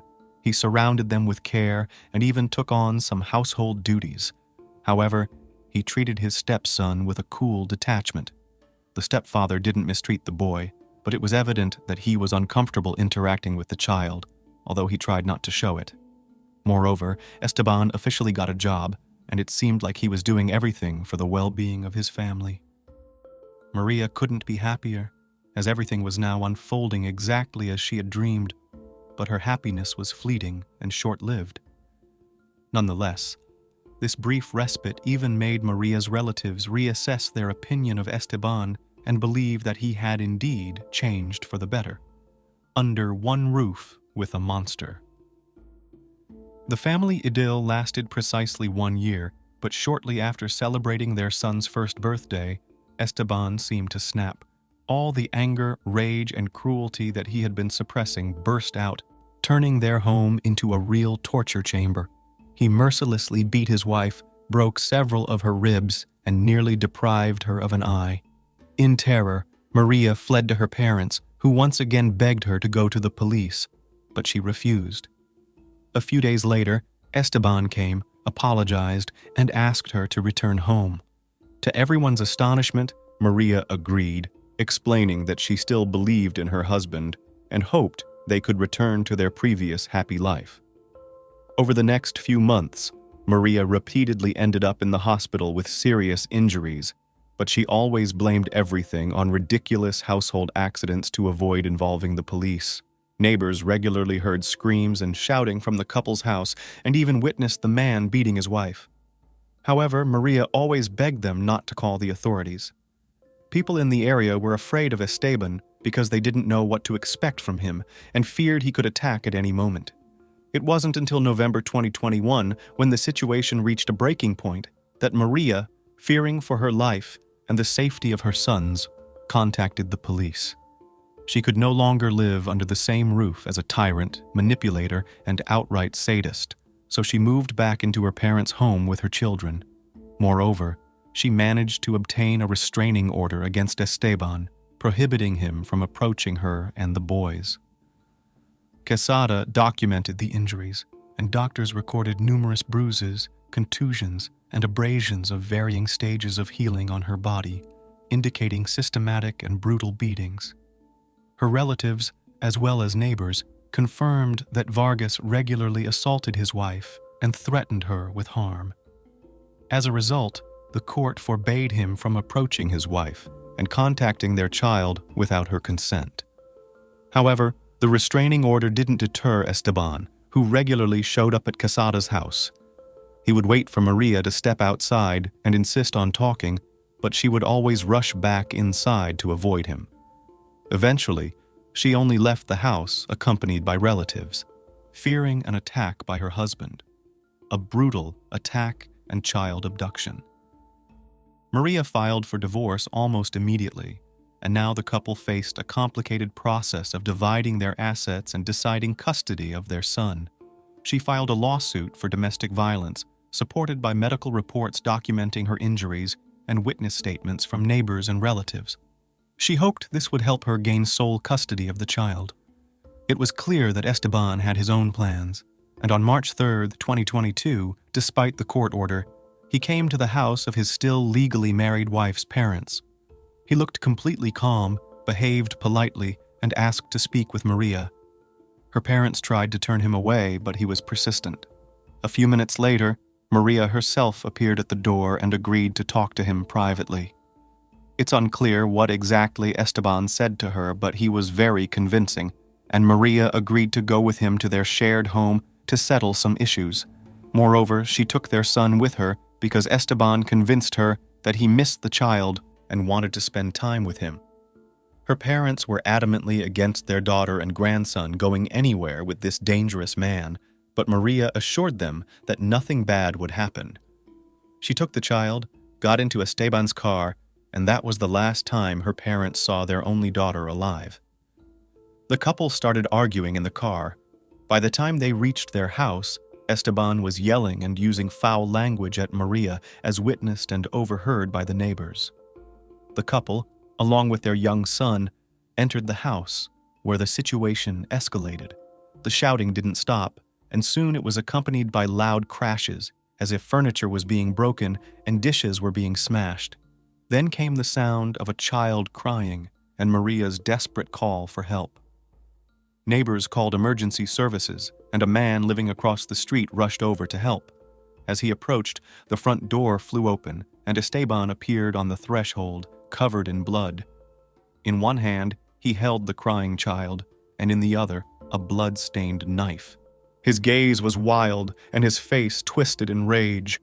The neighbor backed off, fearing for the boy's life, while Vargas jumped into the car and sped away at high speed. When the police arrived, they found the mutilated body of a young woman with no signs of life. Maria lay in the kitchen in a pool of her own blood, with multiple stab wounds. Blood splatters were everywhere, on the walls, furniture, and even the ceiling, indicating the extreme brutality of the attack on the victim. Forensic experts counted 11 stab wounds on the deceased's body, most of which were concentrated on the upper torso and hands, which she had used to shield her face. It seemed that Esteban had attacked her from behind, catching her by surprise. This was evident from the 3 wounds in the neck and shoulder area from behind. Maria likely tried to escape, but her husband caught up with her and continued to stab her in the chest, head, and hands. Her body was found lying on its back, with the final stab wounds inflicted near the heart. Search for the criminal and the abducted child. There was no doubt about who had dealt with the unfortunate woman, but where was the criminal, and where did he take the child? A few hours later, Esteban's abandoned car was found on the side of a deserted road. Inside were traces of blood, and on the floor lay the weapon used in the crime, bearing the man's fingerprints. For obvious reasons, the criminal decided to get rid of the car, which had been declared wanted. He could have hitchhiked, taken a bus, or stolen another car. However, the options of public transport and hitchhiking were quickly dismissed because the man was in bloody clothes, which would have undoubtedly raised questions or suspicions. Most likely, he stole a vehicle to escape. An emergency manhunt was launched, as the police had strong reasons to believe that the criminal would attempt to cross the border into Nicaragua with the child within hours. Alerts with photos of Esteban and his young son were sent to all border checkpoints, and by evening, the fugitive was apprehended. The criminal had even managed to find a clean shirt somewhere, but bloodstains from the victim remained on his jeans and sneakers. As expected, he tried to leave the country in a stolen vehicle with his young son in the car, but he was arrested at passport control. The man did not resist and immediately asked for a lawyer. A gun belonging to Esteban, with his fingerprints, was also found in the stolen vehicle. Crime investigation. The crime was initially classified as femicide, a crime against a woman due to her gender, which is considered a particularly serious offense in Latin American countries and is usually punished with life imprisonment. All the evidence pointed to Esteban: the bloody knife with his fingerprints, the blood stains on his clothes, and the neighbors' testimonies confirming that besides him, Maria, and the child, no one else was in the house. Moreover, the investigation revealed that the man had previously been charged multiple times for assaults and causing bodily harm. However, the only eyewitness to the crime was a 2.5-year-old boy. So, the criminal and his lawyers adopted a specific strategy. Esteban claimed that Maria had attacked him, and he was only defending himself from an enraged woman, panicking and grabbing the knife. The man argued that he didn't even remember how he inflicted the wounds and only realized what had happened when his wife fell silent. At the same time, the Vargas family tried to tarnish the deceased's reputation, calling her a bad mother, a terrible wife, a troublemaker, and unfaithful. The defendant's relatives claimed that Maria provoked Esteban, attacked him, and this ultimately led to the tragedy. They did everything to portray the criminal as a victim of circumstances. The lawyers insisted that the greedy Quesada family intended to take all his property and deprive him of the chance to see his son. During the investigation, it was even necessary to exhume the body of the victim, who had been buried a week after the crime. Independent experts refuted Esteban's and his defense's claims that Maria had attacked him first, once again confirming that the first 3 blows were inflicted on her from behind. Trial and sentence. The trial of the criminal began only in March 2023, meaning the defendant and his lawyers had plenty of time to build a convincing defense. However, various activist organizations fighting for women's rights supported the Quesada family, joined by crowds of people demanding just punishment for the criminal. The deceased's eldest son, who was 9 years old at the time, could testify in court and spoke about the stepfather's cruel treatment of his mother. The younger child, who witnessed the crime, was only 2.5 years old at the time. Psychologists worked with him and determined that the boy had a deep-seated fear of kitchen knives, screaming, "Daddy, don't," whenever he saw one. The child mentioned that his father had hurt his mother and that everything turned red. These materials were submitted to the court, but the child was not brought into the courtroom to avoid further trauma. Numerous witnesses, including neighbors, relatives, and acquaintances, testified against Esteban. recalling how he had shown aggression toward his wife at various times. Dozens of people had also regularly seen bruises and contusions on the young woman's body, and shortly before the start of the divorce proceedings, the police had documented signs of beatings. On May 15, 2023, Esteban Rivera Vargas was found guilty of the premeditated crime against his wife and sentenced to 36 years in a maximum security prison. Custody of the deceased woman's 2 children was granted to her relatives. Lovers or innocent victims? On April 7, 2024, the Mrs. Buryatia beauty pageant was held in Ulan-Ude, Republic of Buryatia, Russia. Seseg Buinova, a 30-year-old mother of 2 children, received the nomination Mrs. Top Model in it. Instantly famous throughout the country, the woman also quickly disappeared from view. Literally. 4 days later, the finalist went missing, and for 4 months, nothing has been heard from her. Investigators, relatives, and just concerned citizens have been knocked down in their attempts to find the missing woman. However, the further the investigation progresses, the more questions arise. Mysterious disappearance has given rise to many versions and creepy speculations. Today, together with you, we'll try to touch the mysteries of the investigation and figure out where the beauty queen of Eastern Siberia disappeared. Mysterious disappearance. April 11th, Seseg called her husband Boris, who was on a business trip, and asked to send money for groceries. After that, she informed him that she would be doing household chores. Her husband was convinced that this would be the case, but the woman decided otherwise. That evening, she decided to earn some money on her own. From time to time, Seseg moonlighted as a cab driver in her Mitsubishi Outlander. Despite the numerous earnings, the money was still not enough. Her spouse did not like this way of earning money, especially when she was taxiing at late hours. However, the wife assured that everything was fine and she was in no danger. At 8 USR p.m., Seseg left the house, and an hour and a half later she was free. At around 10 p.m., the young woman met with her friends to have coffee together. After a short conversation, the acquaintances went home. Seseg Bunova said she would also go home to her children. She called the boys and warned them that she would be there soon. However, her words did not come true. Instead, the woman drove up to the Absolute shopping center, where a young man got into her car. CCTV cameras recorded that the two stayed in the car for about an hour. A time later, a third man joined them. The car then drove out of the parking lot toward the 100th block. After that, Seseg did not return home. Moreover, later it became known that a certain Stanislav Norboev disappeared with her. Beautiful Seseg. Darmayeva Seseg Balzinimayevna was born on July 8, 1993 in the small village of Tashir, Selenginsky District, Republic of Buryatia. There is little information about her early age. However, one thing is indisputable. The girl grew up very active. She loved to dance and do sports, especially singled out volleyball. It was this sport that instilled in her iron discipline and the will to win. Having received secondary education, the girl moved to the capital, where she entered the Buryat State University. In 2015, she successfully graduated from the educational institution. After, the enterprising person registered as an individual entrepreneur and became a specialist in eyelash extensions. To this day, on the expanses of the internet, there are still ads in which she advertises her services and invites to the procedure. Having studied the profitable directions in business, in December 2022, Seseg opened a children's clothing store, and in her spare time, she started moonlighting as a private carriage driver. As for her personal life, everything is as transparent as possible. Seseg shared important moments in social networks. Even during her student years, Darmeva married and became Buinova.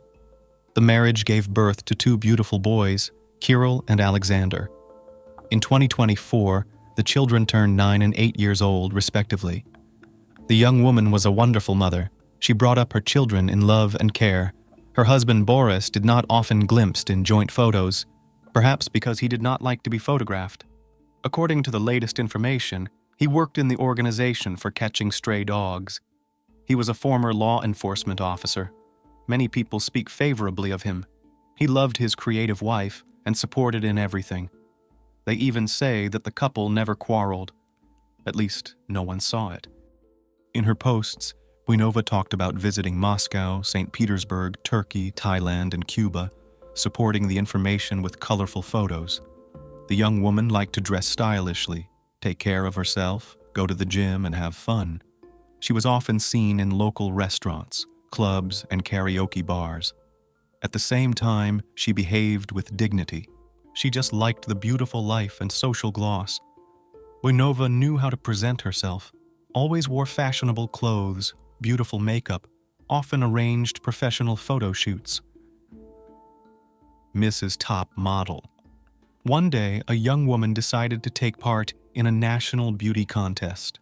Having easily passed the qualifying stage, Seseg found herself among the contestants. During the 2-month preparation, she shared everything in her account, covering, so to speak, behind-the-scenes secrets, master classes, trainings, and so on. Finally, on April 7th, the final of the contest took place.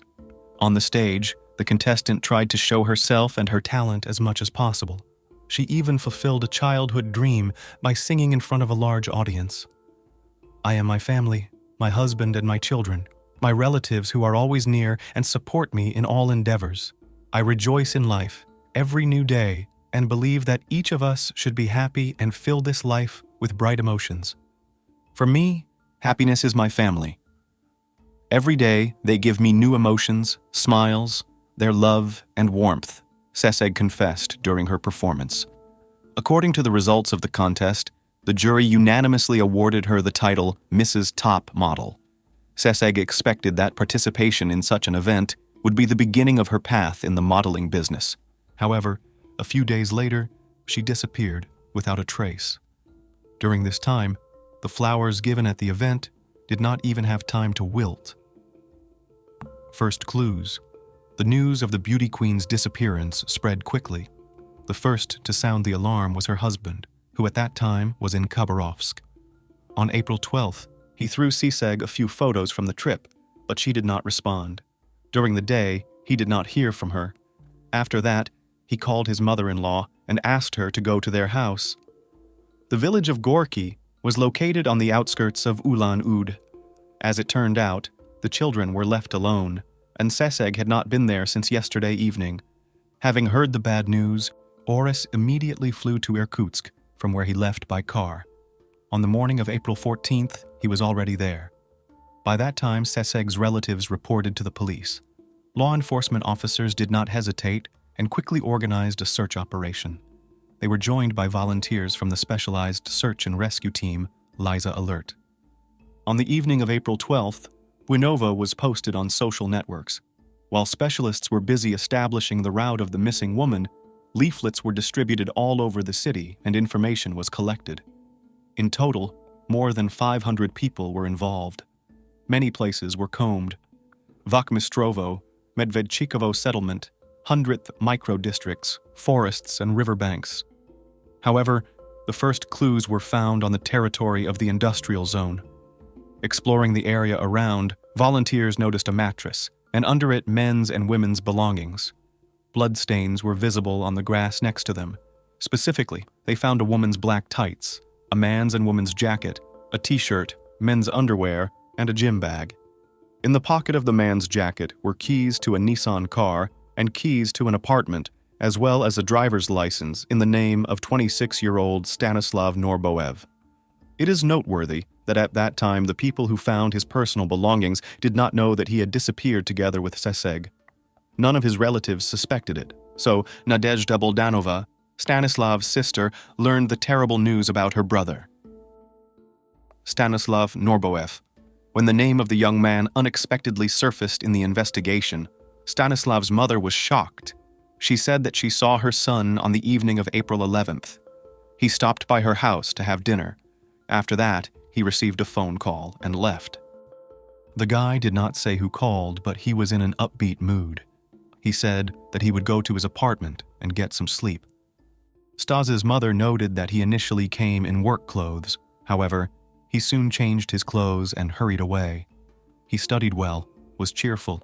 He graduated from the construction faculty of the East Siberian State University of Technology and Management. He was fond of soccer, served in the army, worked by profession in the road department.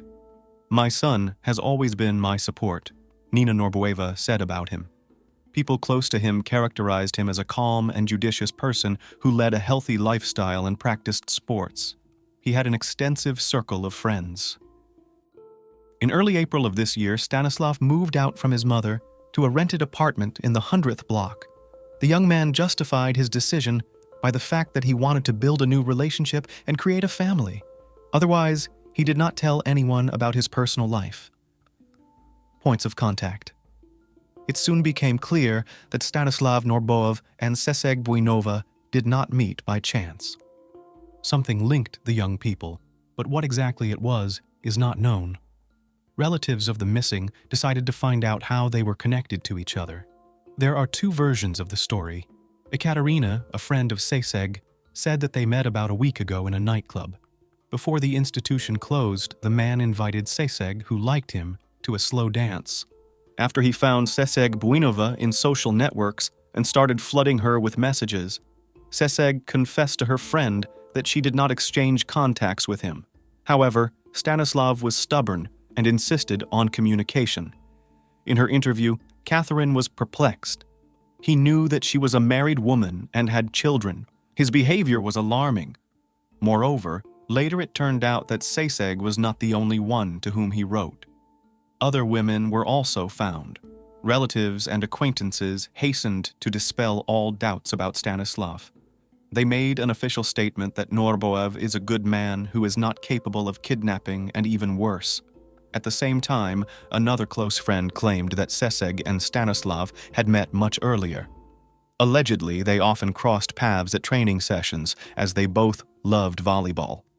From here comes another equally popular version that between them did arise romantic feelings, about which Boris soon learned. Allegedly, Seseg's husband could not survive the treason and decided to teach the unfaithful wife a lesson. Perhaps something did not go according to plan. So instead of scaring the lovers, he killed them. Either it was originally about ruthless revenge. This theory is explained by other facts, which you will learn later. However, perhaps this is why the investigation does not trust Boris and considers him the main suspect. In his interview, the man shared that the investigative committee does not want to work with him. They do not give me any information, not even regarding the conducted examinations. Nothing. For example, they found some earring.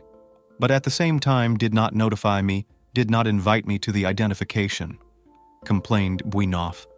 Also, the husband of the beauty queen reported that they seized the video from his phone. According to him, if he was really involved in the case, he was already definitely sitting behind bars. Who accuses me? It's their right, their understatement, he stated. The relatives of the missing woman say with one voice that they do not believe Boris is guilty. They rely on the fact that they had a lot of plans for the future. The couple was making repairs and dreamed of a third child, a girl. It must be said that as soon as Boris returned home, he immediately began an independent search. Familiar family members are sure that Boris is trying to vilify. Another find. Along with the things on the vacant lot in the grass were also found bloodstains. Later, it turned out that they belonged to Stanislav Norboev. A few days after the investigation began, Seseg's car was found. It was parked with twisted license plates in one of the yards. The resident of the apartment building number 60 on Stolbovaya Street reported about the strange car, similar in description to the one flashed on all news channels. It was not the first day that the woman had been watching him through the window. During all this time, the owner has not shown up.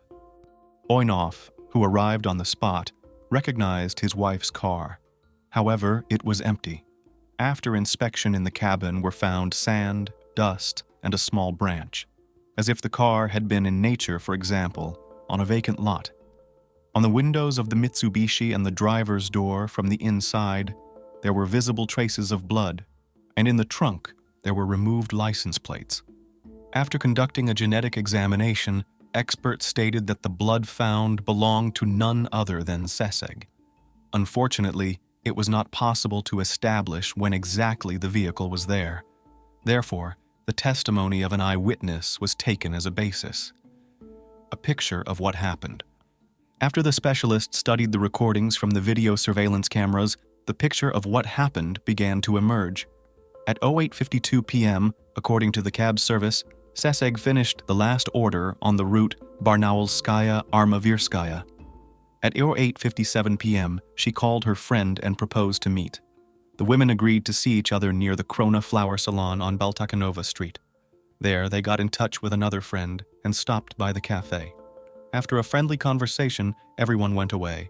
However, instead of heading home at 10:41 p.m., Buinova drove up to a shopping center located at 158 Babushkina Street. 4 minutes later, Stanislav Norboyev drove up to her. After that, the man moved into a black Mitsubishi, in which the young people stayed for about an hour. Then another man appeared out of nowhere. He joined them and they drove off in an unknown direction. At 12:19 at night, street cameras recorded the Mitsubishi at the intersection of Babushkina and Rinchino streets. The vehicle was moving towards Domostroitelnaya Street. Further, their trail disappeared. In addition, the investigators managed to establish something else.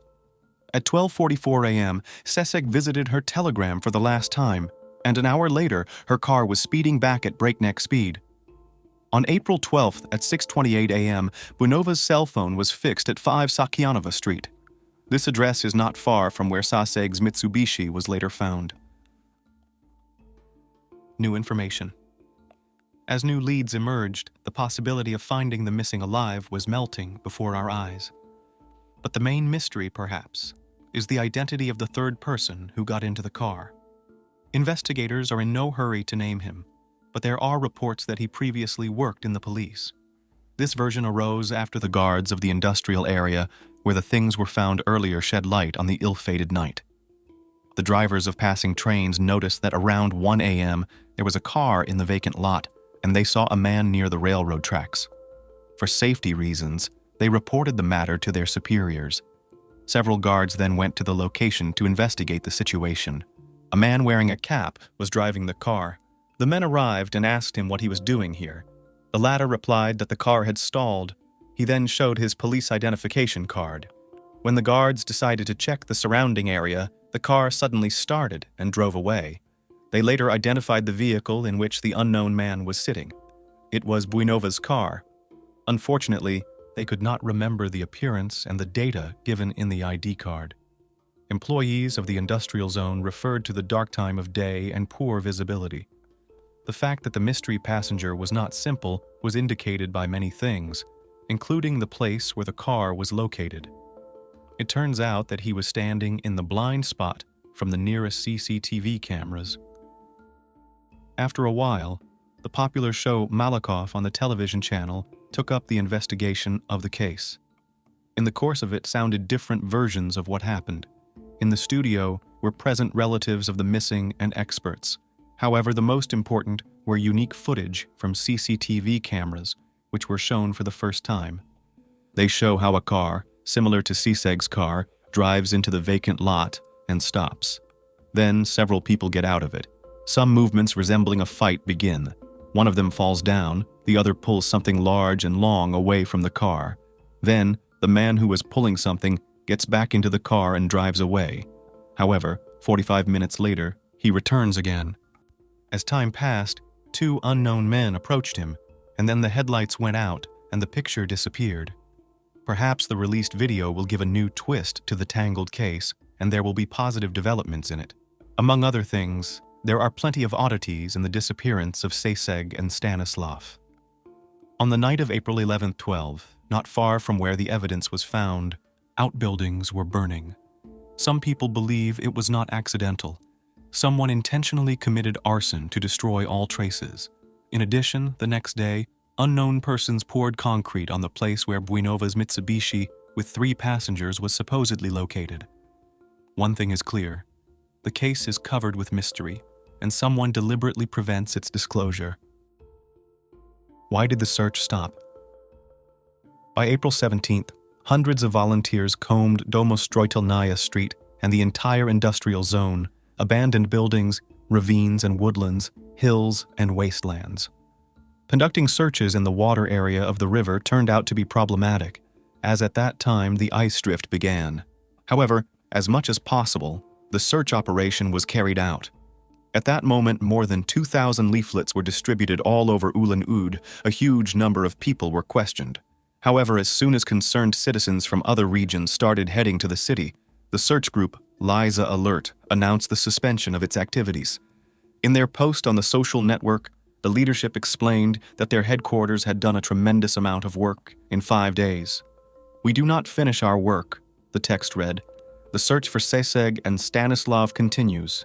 We are waiting for new evidence, ready to process it, and go on autonomous tasks." During this time, several other items have been found in the investigation area that could conceivably belong to Seseg. Among them, women's boots, an e-cigarette, and a hat. However, at the moment of the finds, only a man's jacket with documents and keys have been officially confirmed. Apparently, the other things have nothing to do with the case or information about them is not disclosed. Volunteers noted that there is a lot of garbage and miscellaneous junk on the vacant lot, which makes the inspection much more difficult. The search for Seseg Buinova and Stanislav Norboev continues to this day, but by relatives. The relatives of the missing have joined their efforts, despite the suspicions that have arisen about Stanislav. Families and their acquaintances take to the streets after working hours and on weekends. There are about 10 of us. Strangers are calling, interested in the results, worried, offering help. Now law enforcers, family, and friends are doing it.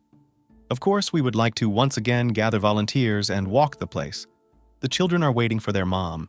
They don't know what happened. So far, we have told them that mom has left, shared Svetlana Mitipova, Seseg's aunt. Nina Norboeva said that she feels that her son is alive. The woman stated that she would believe it until she was convinced otherwise. The silence was interrupted. It is striking that after the public outcry, there is a sharp silence. People are perplexed and speculate why the Liza Alert Squad, after finding important leads, quickly called off the search. And afterward, they closed comments to posts about Seseg, explaining it with ethical considerations. In the first week, hundreds of people dropped what they were doing and took to the streets in search of the missing. Understandably, they were extremely outraged and waited for some kind of explanation.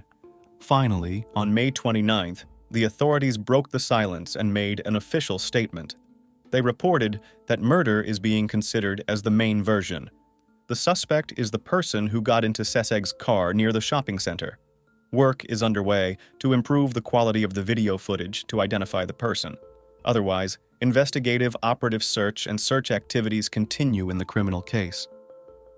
Evidence in the case. Thus, at this point in the case of Seseg and Stanislav's disappearance, there are the following official leads. First, the items found in the vacant lot: Norboyev's jacket, keys, and driver's license. The second lead is other items, the identity of which is not known. The third clue is a large bloodstain found there. The fourth lead is a woman's car left in the yard with no license plates and bloodstains. The fifth clue is the CCTV footage, which shows the route of the Mitsubishi on the night of April 11th, 12. And finally, the sixth lead is the testimony of witnesses and eyewitnesses. Forensic and genomic tests are being conducted on the available evidence. No further information is available. Versions. The main theory is murder. The first person who comes to mind is Boris Buinov. He may well have been involved in the massacre, and the infidelity of his wife could be the motive for the crime. But this is just speculation. Seseg's relatives reported that they did not find any compromising correspondence in Seseg's computer. Boris admitted that he had been questioned by investigators more than once and passed a polygraph. At the same time, many circumstances raised doubts. First of all, Boris's work in law enforcement agencies in the past. We remember that the unknown man showed his service ID and could well be a former colleague of the suspect. Secondly, Buinov's strange business trip on the day of his wife's disappearance, 1,500 miles away. It is as if he took care of his alibi in advance. The second issue is the questionable nature of the trip itself regarding the capture of stray dogs, especially over such a long distance. Thirdly, Buinova's expensive automobile was not destroyed, and after all, it is a jointly acquired property, and in case of what it will always be able to dispose of the second spouse. The second version is kidnapping. Allegedly, Stanislav fell so much in love with a woman who did not reciprocate that he stole her. However, this raises many questions. Who was the third person in the car, and for what purpose? Is Seseg alive at this point, and if so, where is she? The next theory is a criminal showdown over debts. It is possible that at one time the woman sought financial help from people with a criminal lifestyle, perhaps to build a business or maybe in preparation for a beauty pageant. When the time came to pay off her debts, something went wrong. Hence, Seseg's desire to moonlight as a cab driver. Also, on the day she disappeared, she asked her husband for some money. Obviously, it was a small amount, but there is a possibility that she was collecting the necessary amount. That would explain Stanislav's presence in Buinova's car. Perhaps she did not tell Boris about her problems, but invited an athlete she knew to the meeting as a defense. In that case, killing them is illogical and rather wrong. It is important for the creditor to fulfill the debtor's obligations, even if overdue. The fourth version is the most banal, but it is quite possible. Seseg and Stanislav could have encountered an inadequate traveling companion, especially after the contest Mrs. Buryatia 2024, the woman was widely known. The criminal could have been her secret admirer who put his sick fantasy into practice. There is another version of events. What if the two lovers simply ran away, and to be forgotten in time, were forced to stage a crime? Although it is unlikely that the young people would go for such a thing. Seseg had children she would never abandon. Stanislav had a mother and a sister. There are few people willing to build their happiness on the misfortune of others, instead of the bottom line. As we can see, there are many versions of events. It is possible that over time in the case of Buinova and Norboev, something will become clearer. However, it may also happen that we will never know what really happened. However, this investigation has brought us a little closer to solving a very strange disappearance. And what do you think was the cause of the terrible events of April night in Ulan-Ude? Love to the grave. It is not uncommon for the ship of love to crash on the rocks of marriage. Married life does not always meet expectations. During falling in love, the world seems in a rosy light, and the beloved man is the limit of dreams. True attitudes are tested over time. Unfortunately, for most couples, the truth comes out too late, and when the matter smells of divorce, it turns out that it is not so easy to get out of codependent relationships. In such cases, people go through a severe crisis. Some don't dare to follow through. Others start a new life. Former lovers have a lot in common: the past, children, jointly acquired property, loans, and other circumstances. Dealing with these issues seriously undermines mental and physical health. Harmonious perception of the breakup by both parties is rare. That's when one thing remains paramount: not to lose your temper and make things worse. Brett Sickett and Vashti Forrest, lovers from Kansas, who tied themselves in marriage on the beach in Belize. The young people planned the perfect life. They moved to Kingman, bought a house, and had 2 children. Each of them had a favorite job and got a professional vocation. Sooner or later, however, any fairy tale ends. Over time, outwardly harmonious relationships ceased to correspond to reality. Spouses quarreled and reconciled, and even tried joint psychotherapy. However, the events that occurred on the night of April 30th, 2011, put an end to their love story. Detectives had to understand what caused such an unexpected denouement. Was it the wife's unstable mental state, or her husband's uncontrollable sense of ownership? One thing was clear: the house fire was the result of an accident or a brutal murder. Love story. Gret and Vashti met in high school. The girl stood out among her friends and was very pretty. Her boyfriend was an outstanding athlete. They loved each other very much and were always together. In 2004, young people got married, after which they decided to settle in Brett's hometown. Everyone in the neighborhood considered the family's Sickett exemplary. The spouses raised 2 sons, 4-year-old Brandon and 2-year-old Bronson. The head of the family worked as a sheriff's deputy and also taught at the Kansas Law Enforcement Training Center. Vashti was building a successful career as a communications representative at Cox Communications. No one who knew them doubted that they had a wonderful union, however.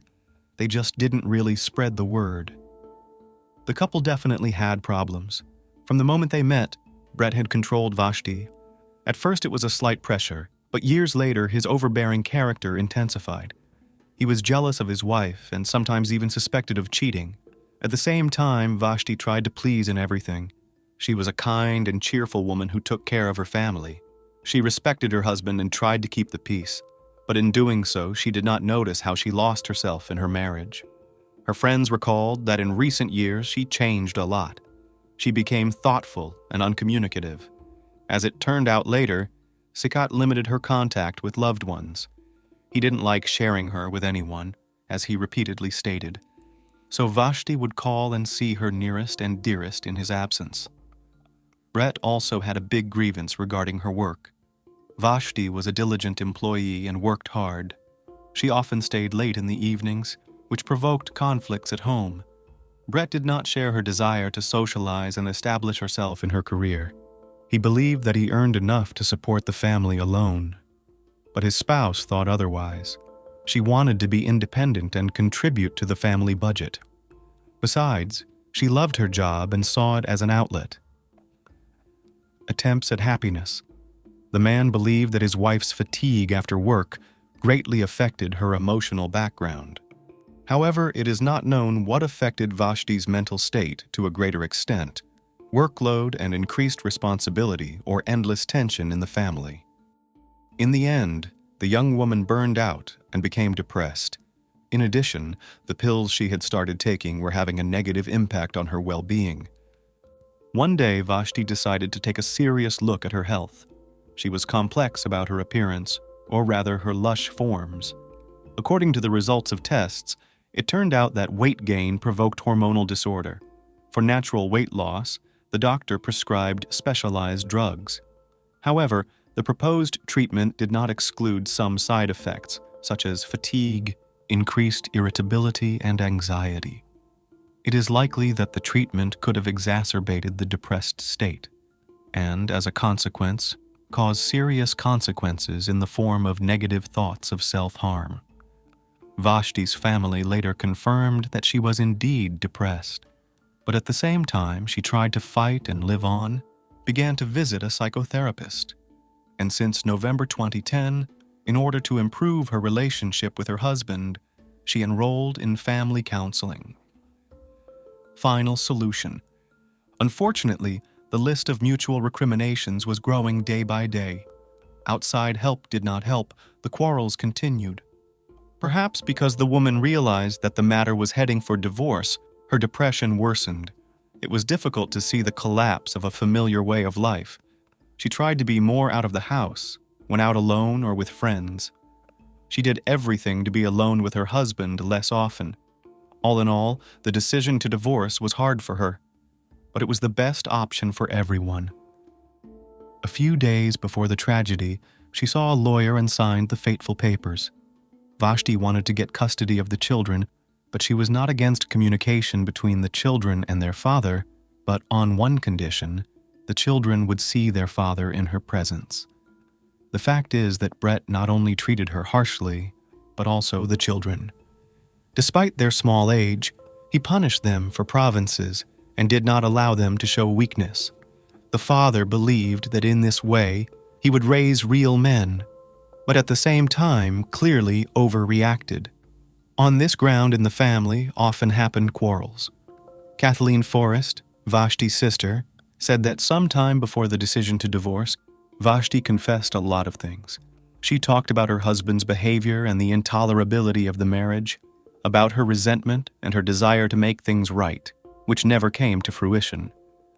After listening to her, Kathleen concluded that Brett had all the characteristics of a narcissist and abuser.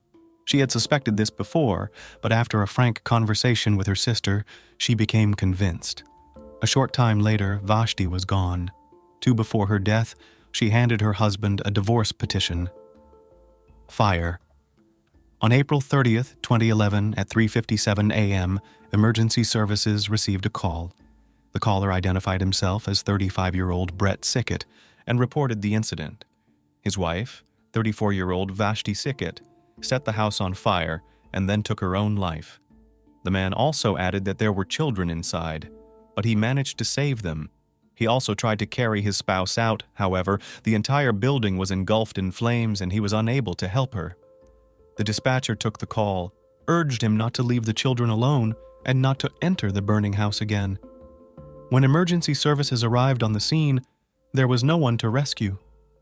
After putting out the fire, rescuers went inside. On the second floor in one of the bedrooms on the bed was a charred corpse. The woman was lying on her left side as if sleeping. Her arms and legs were bent. Brett's version. After he had recovered a little from the shock, he was talked to by fellow police officers. After he calmed down, he explained more about what had happened. According to him, at around 3 a.m., his wife called him and said that if he wanted the boys, he should go upstairs and get them. He was sleeping downstairs on the couch that time. Brett did as Vashti asked. He figured she wasn't feeling well and the boys in the next room were bothering her. Going up to the second floor, he peeked in on the children who were sleeping peacefully. At the same instant, he smelled the odor of burning and further shots followed. With all his legs, the man rushed towards the noise to his wife's room. When he opened the door, he saw the bed on fire and his wife immovable on it. As he got closer, he realized what had happened.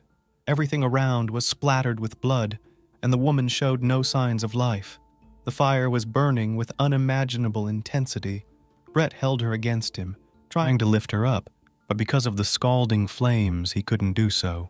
Then he made the decision to rescue the children and then go back for Vashti. He grabbed the sleepy children and carried them outside. He then put them in his car and called emergency services. While making the call, he did try to go inside the burning house. Brett covered his face with a wet napkin, but he couldn't get very far. The entire room was filled with smoke. He didn't recognize his surroundings and moved almost by feel. Somehow or other, the fire was stronger and forced him to surrender. The head of the family looked confused. When asked by the police what he thought had caused the fire, he explained the following. Vashti had been in an unstable emotional state lately, causing her to have bad thoughts on more than one occasion. She may not have been able to cope with them and put the plan into action. Brett also explained that before going to bed, they discussed the upcoming divorce with his wife. Finally, they decided on the division of property and child rearing. In fact, it was their last night together. It is possible that the woman was so upset that she decided to die. There was one thing I didn't understand. Why would she start a fire and endanger the children? Even if she did take care of them and asked her husband to take the boys, why destroy the house? At that point, there were no answers to these questions. What had happened did not add up to a coherent picture. The investigators had a difficult task ahead of them. They had to establish whether in fact a loving wife and mother of 2 children voluntarily left her life, or she was helped in this. Unconcealed suspicions. When Vashti's relatives learned of the tragedy, they contacted law enforcement officials. They demanded that the investigation be treated with special attention and that the events be viewed from the perspective of murder. The woman's relatives assured that she could not have committed arson and then taken her own life. Despite her difficult family situation and divorce proceedings, she loved life and her children. Undoubtedly, Vashti was going through a difficult time. Her sanity was shaken, but not to that extent. Moreover, the Forests were convinced that a mother like her would never have risked the children's lives and made them homeless. Vashti was a loving and caring mother. Every day she would get up at 4 a.m. to prepare a fresh and natural breakfast. She was attentive to everything and had a big and pure heart that knew how to be compassionate. For an example, Kathleen recalled an incident in her life. One day her sister learned that a kindergarten boy had been diagnosed with cancer. The child could have been saved, but his family needed financial help. Vashti came to the rescue with a fundraiser. She began baking pancakes, which were in particular demand. After each trade, Vashti gave the proceeds to the boy's family. It was unlikely that such a woman would leave her children to fend for themselves. In addition, she made big plans for the future. Together with her sister, she planned a vacation in Mexico, made repairs to the house, and every evening after work hurried to her sons. After a visit to the doctor, Vashti Ricart thoroughly took care of herself. She started exercising, eating right, and began to lose weight. Finally, she was starting to like herself in the mirror. Just a week before this happened, she had updated her closet. All indications were that the deceased was determined to move on. The brother and sister asked detectives to take a closer look at Brett's personality and told them what they knew. Although Kathleen, Richard, and Vashti lived in different states, they were close to each other and tried to keep in touch. The family was aware of the problems their sister was facing and were not going to keep quiet. However, they were worried that because of Sikit's position, the local police might have turned a blind eye to what had happened. Therefore, they revealed that their sister had complained about threats from her spouse more than once recently. He was against the divorce and did not want to let Vashti go. The man said that he would do something to her, and nothing would happen to him for it. He reasoned that given his police skills, he'd make it look like an accident, and they'd believe him. Evidence. However, the investigators did not rush to conclusions and began to study the available evidence. And there was plenty of it in the case. First, during the examination of the scene, criminalists managed to find a lot of interesting things. Near the hearth of the fire was a canister of gasoline, indicating that the arson was, in fact, premeditated. Secondly, the incongruous position of the gun used to shoot the deceased. It was under her body, muzzle down. This raised a lot of questions. David Folletti, senior special agent in charge of the Kansas Bureau of Investigation, stated, "If Vashti shot herself lying down, the gun would have fallen to the floor. If she was sitting up and shot herself, the gun should have remained on her right side. The position in which it was found just didn't make sense." Even more disturbing was the trajectory of the bullet. However, it took time for the experts to get to the bottom of it all. Fourthly, when examining the contents of the lady's purse, a notebook was found. One of the pages contained a farewell message. Vashti wrote that she couldn't fight anymore. For that reason, she had to say goodbye to her husband and sons. She bequeathed to Brett to take care of the children. She asked the boys to be strong and forgive her. Vashti promised to watch over everyone from heaven. Despite the obviousness of what had happened, there were many inconsistencies in the case. It was as if someone was trying to make it look like wishful thinking. Next, the authorities investigated the couple's life and interviewed the people around them. Family opinion. The Forrest family said that just a short time ago, Vashti served her husband with divorce papers, and just a couple days later, she died. They knew that Brett was pressuring her, but no one believed he could follow through. Everyone thought the dissolution of the marriage would be a protracted process at the very least. Vashti was afraid her husband would take the children away from her, so she put up with it for years. Everyone described him as uncommunicative and secretive. He had almost no friends, and colleagues at work considered Brett arrogant. He was the complete opposite of his wife.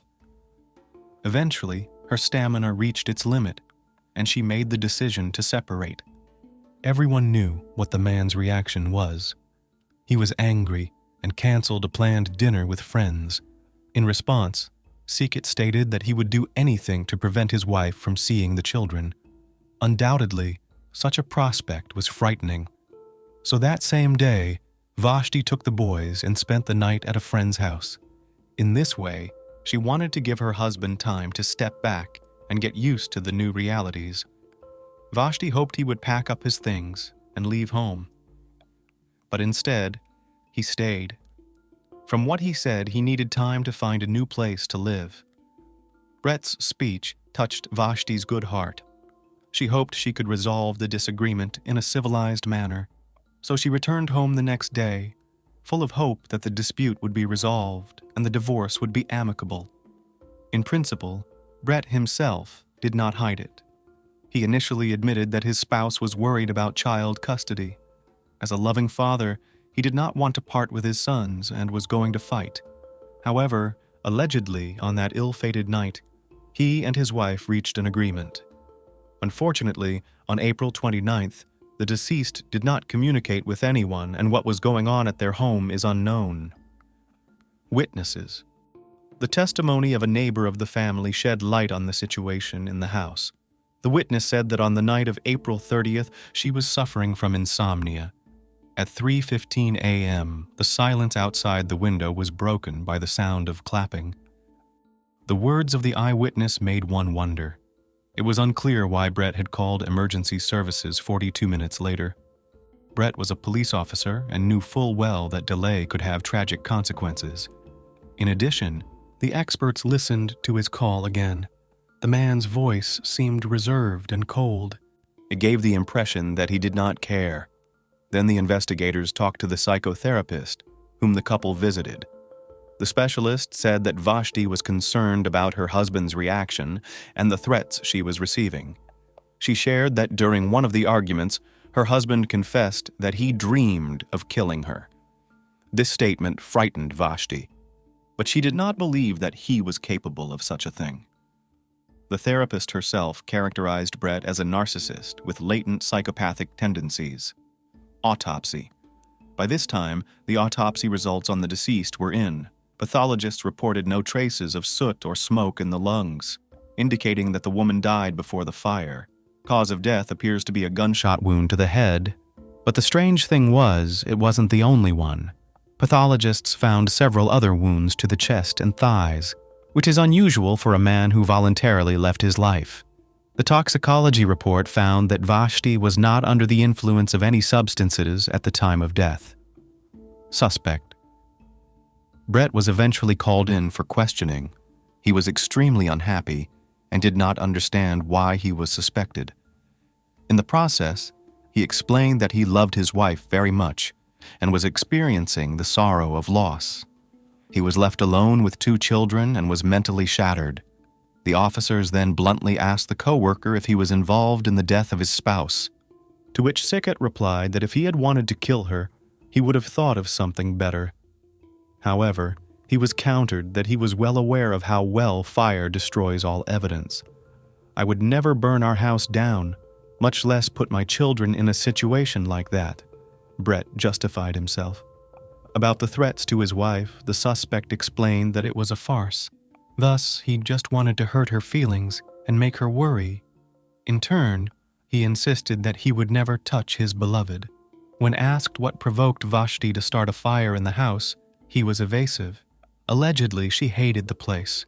Brett made it sound good, but no one believed him. The first time, he explained that he had run into his wife's room and tried to help. However, there was no evidence to support this. At that time, his appearance spoke to the contrary. There were no bloodstains, soot, or traces of fire on his clothes or body.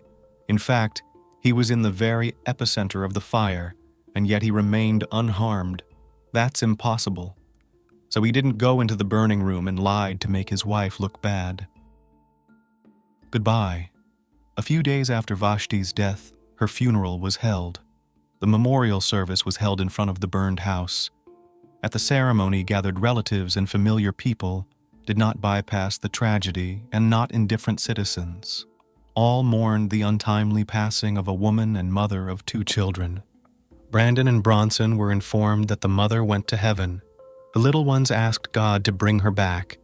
Those who came spoke well of Vashti, remembering her character.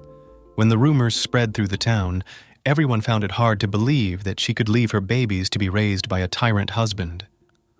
The investigation into the case moved quickly. The pants Brett was wearing the night of the fire were sent for examination. It showed gasoline droplets on them. That was evidence against him. The laptop that miraculously survived was examined. It turned out that before the fire, several requests had been made from it on how to get rid of the evidence. In addition, a close examination of the scene revealed several traces of fire. So he acted with certainty. The handwriting examination of Vashti's suicide note revealed that the deceased's handwriting was forged. The trajectory of the bullet was examined in detail. The forensics revealed that the shot was fired from a distance. Vashti would have needed an unrealistic arm extension and bend to make the shot herself. Trial. Brett Sickett was eventually arrested on May 14, 2011. He was charged with murdering his wife, arson, and child endangerment. 2 years later, the trial began. The prosecution insisted on the defendant's guilt and presented all the available evidence in the case. They were so undeniable and sufficient that those present in the courtroom had no doubts about his involvement. As experts were invited specialists in handwriting, ballistics. Forensic experts and a psychotherapist also testified. Connie Suderman, a family counselor, admitted that hours after his wife's death, Brett called her. He admitted that he was responsible for her death. During the hearing, the defendant explained that his words were being misinterpreted. For 19 years, I was the one who protected her, but in the end pushed her to what I was protecting her from. So I believe Vashti's death is on my conscience, he explained. Brett expressed that in making the decision to pass away, their last conversation was fatal. After a number of forensic tests, it was discovered that the farewell note was forged by none other than the deceased's spouse. According to the prosecution, on the morning of April 29th, Brett had no intention of leaving home, but not for lack of another place to live, but for another reason. He had something terrible in mind. On the night of April 30th, when everyone was asleep, Brett took a .44 caliber Magnum pistol. He went into his wife's bedroom and shot her several times. Then he set the fire. Next, he carried the children out and contacted emergency services. The prosecutor cited a sense of property and a desire for revenge as the motive for such a brutal crime. The jury had 5 hours to reach a verdict. In the end, 37-year-old Brett Sickett was found guilty and sentenced to life in prison with parole after 25 years for murder, 5 years in prison for arson, and 1 year for endangering the lives of his sons. The defendant disagreed with the sentence. He was so angry that he dared to tell the jury and the judge that they were going to hell. Life after. Time later, the defendant appealed, however, the verdict remained unchanged. After numerous trials, Vashti and Brett's children were given to the care of Kathleen Forrest. The fact is that there was a fierce struggle between the two families for the upbringing of the children. In the end, the court decision sided with the Vashti family. Currently, the convict is in a correctional facility located outside of Kansas. His transfer is due to the fact that former law enforcement officers do not serve time with criminals they may have put away. This is how the Sickett family's story ended tragically, a beautiful beginning and a monstrous ending. One-man show. Every crime is unthinkable and monstrous. However, some atrocities defy the slightest explanation and comprehension. They shock with their cruelty, recklessness, and lack of principles. I dare say you have never heard anything like this before. This new story takes us to Costa Mesa, California, USA. The prosecutor in the case stated that everything turned out differently than it seemed. Even the craziest Hollywood screenwriters couldn't have come up with such an ending, confessed Matt Murphy in an interview. Double disappearance. The events involve several people. The key figures are 26-year-old Samuel Hare and 23-year-old Julie Kibwishi. The young people disappeared on May 21st, 2010. Their families sounded the alarm when they heard nothing from them the next day. By midday, the Kibwishi family contacted the police, reporting that their daughter was not answering calls or messages. However, the police responded that Julie was an adult and didn't have to check in, especially over the weekend, and suggested waiting a bit longer. Unfortunately, a few hours later, the family's fears were confirmed. The police reported that the young woman was no longer alive. Stephen Hare, Sam's father, often visited his son. After serving in Afghanistan, Sam exhibited symptoms of post-traumatic stress disorder. Although not officially diagnosed, his parents were concerned. They called, invited him over, or visited him themselves.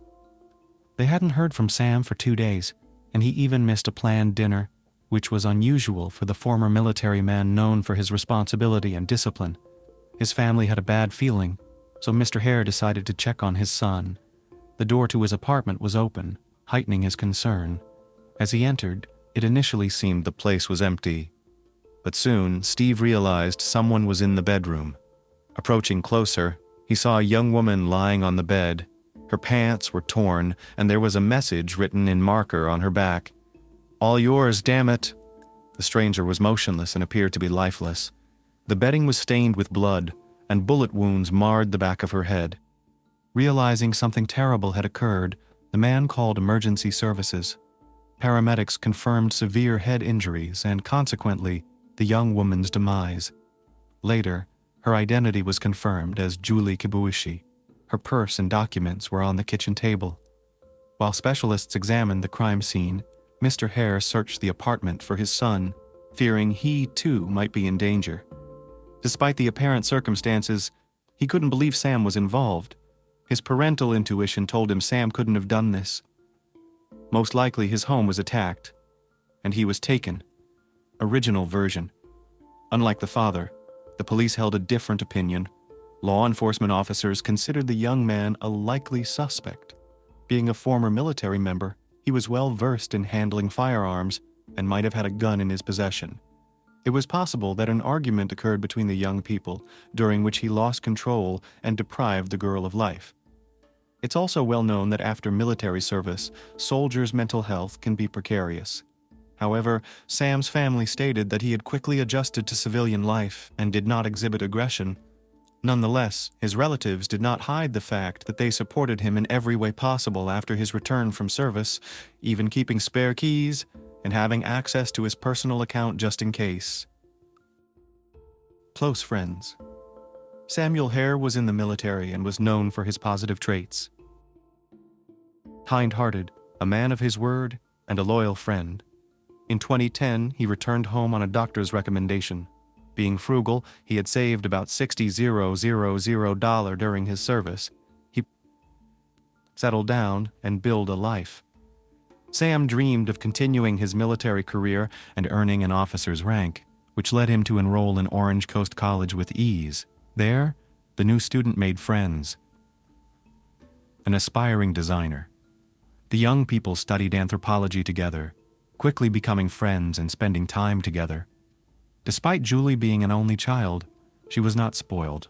Her family described her as a cheerful and responsive girl, interested in dance and student theater. It was well known that there was no romantic relations. The combat veteran had been in a long-term relationship with a girl named Katarina.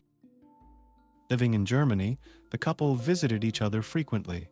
They took turns staying at each other's homes. Katarina was set to graduate the following year, after which they planned to move in together and marry. Julie was also in a relationship.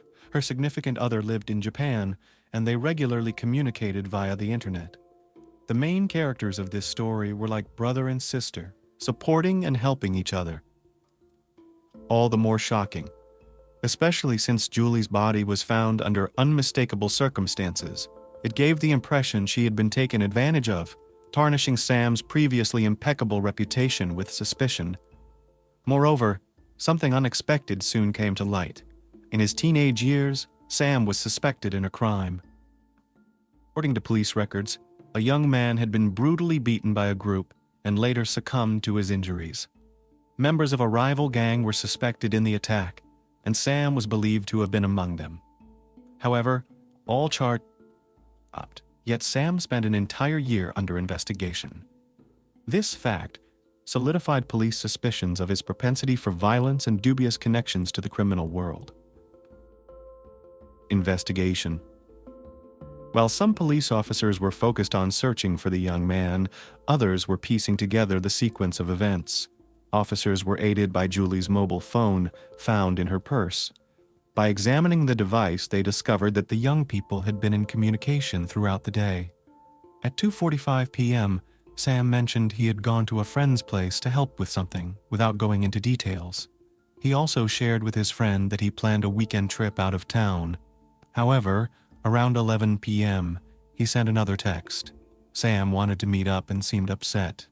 He asked Julie to come over around midnight to talk. That evening, Julie was meeting with her cousin and his fiancé. They had dinner at a restaurant and discussed the upcoming wedding, where Julie was to be a bridesmaid. After receiving Sam's message, she hurried over.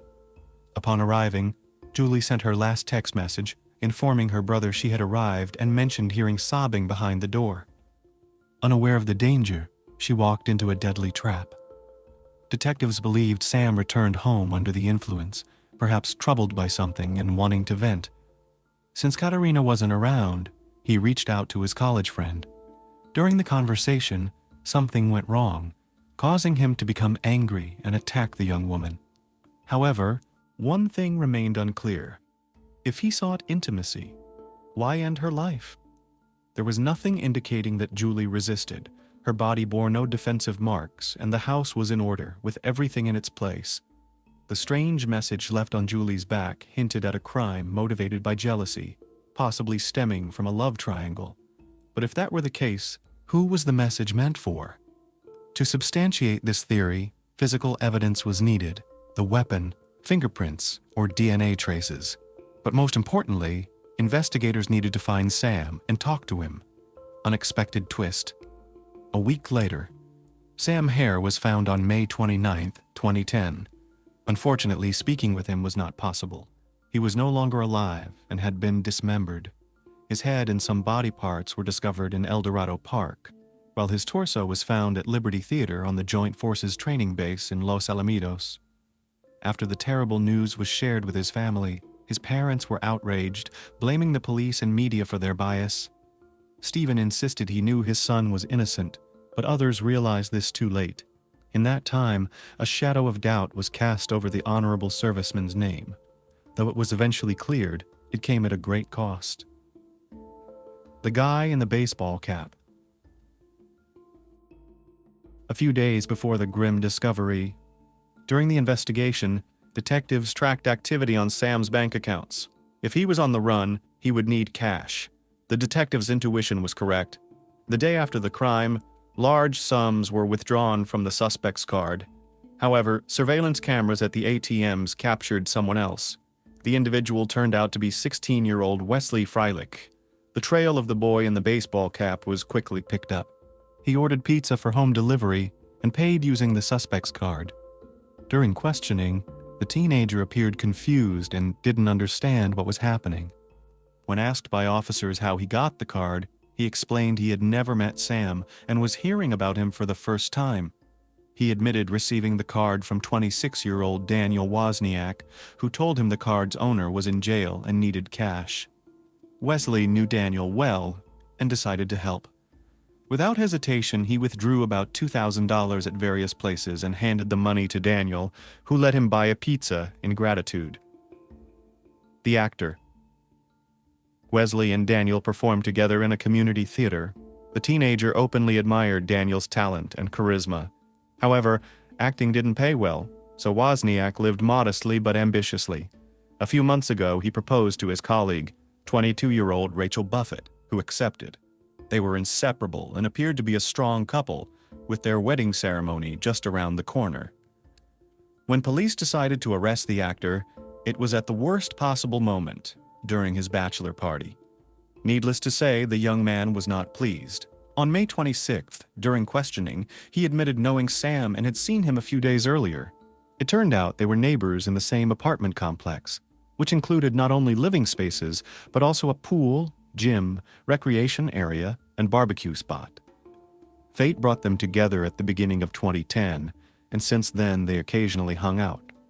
In his testimony, Dan stated that he withdrew money from Sam's card at Sam's personal request. Dan claimed there was some shady scheme he was drawn into, which he deeply regretted. According to him, his neighbor asked him to withdraw cash and then report the card stolen to the bank to request a refund. In this situation, Sam supposedly promised Wozniak a good percentage, and since Dan was in dire need of money, he didn't refuse the dubious offer. I agreed, but I decided to ask Wesley to do it, so my face wouldn't appear on the surveillance camera and connect me to the fraud, Daniel explained. He also added that he last saw his friend in a car, accompanied by a man in a black baseball cap. He didn't know where they went. Interestingly, his fiancée told the same story, but their accounts sounded unconvincing, and Daniel was noticeably nervous.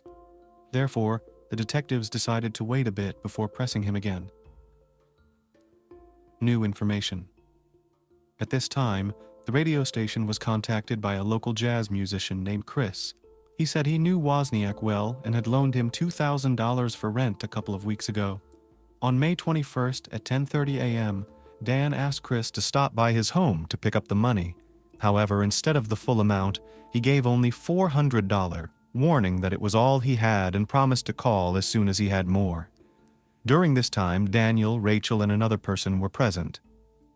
Later, Chris recognized him as Sam Hare, the man from the news everyone was looking for. On the morning of May 22nd, Daniel contacted Chris again and repaid the debt. Upon learning the new details, Sam's parents had a false hope that their son was alive and being held hostage. However, this was not the case. After the witness shared this information, Dan presented another version of events. During the second interrogation, he said that on the morning of May 22nd, Sam came to him, appearing frantic. When asked what happened, Sam confessed he had done something foolish and ended the life of his friend. In response, Dan advised him to go to the police, but Sam threatened that if anyone else found out, there would be problems not only for him, but also for Daniel and Rachel. Fearing for his life, the new suspect did everything Sam ordered. He drove him to the specified address, after which the former soldier handed over his credit card, stating he no longer needed it and that it would come in handy for the couple. Wozniak admitted he was confused at the time and didn't know how to act.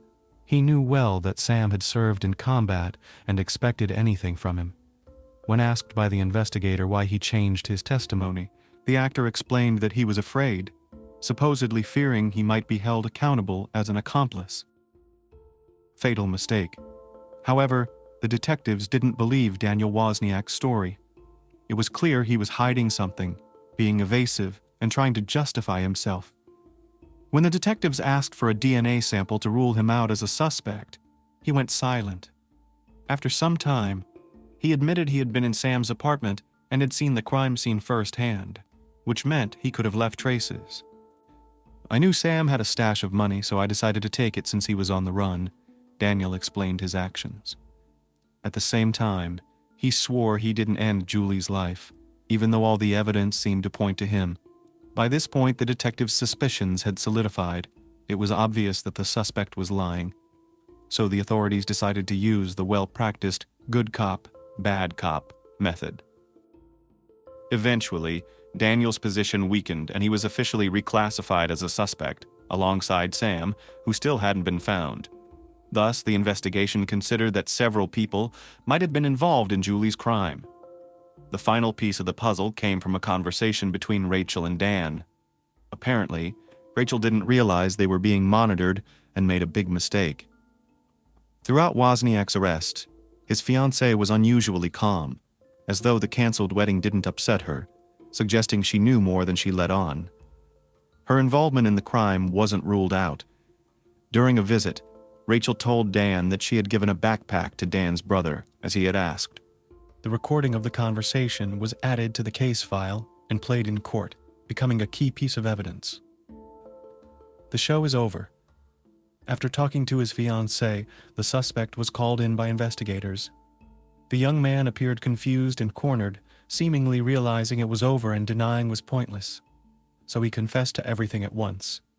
As he spoke, he grew more confident, occasionally smiling. He began his confession by saying, "I ended both their lives because I'm crazy." He then described his perfect crime. On May 21st, he asked Hare to help move things in the theater's attic, which Sam agreed to as he never refused to help. When Sam turned away, Daniel shot him in the back. Sam didn't immediately understand what had happened, likely never realizing he had become a victim of his friend. In pain, he fell to the floor, remaining conscious, and asked Dan to check what had hit him and help him up. Instead, Daniel approached and shot him in the head. Then, Daniel left the body in the attic and went to perform on stage. After successfully completing the show, he returned to the crime scene and used a saw and an axe to dismember the former soldier's body.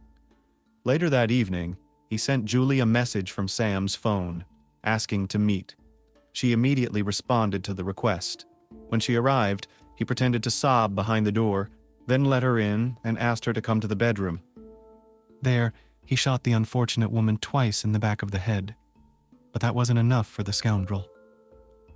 He decided to stage an assault and tore her pants, leaving a provocative message on her shirt. He wanted to divert suspicion and tarnish his friend's reputation. The next day, Wozniak approached Wesley, then returned to the theater, where he calmly put the body parts into bags.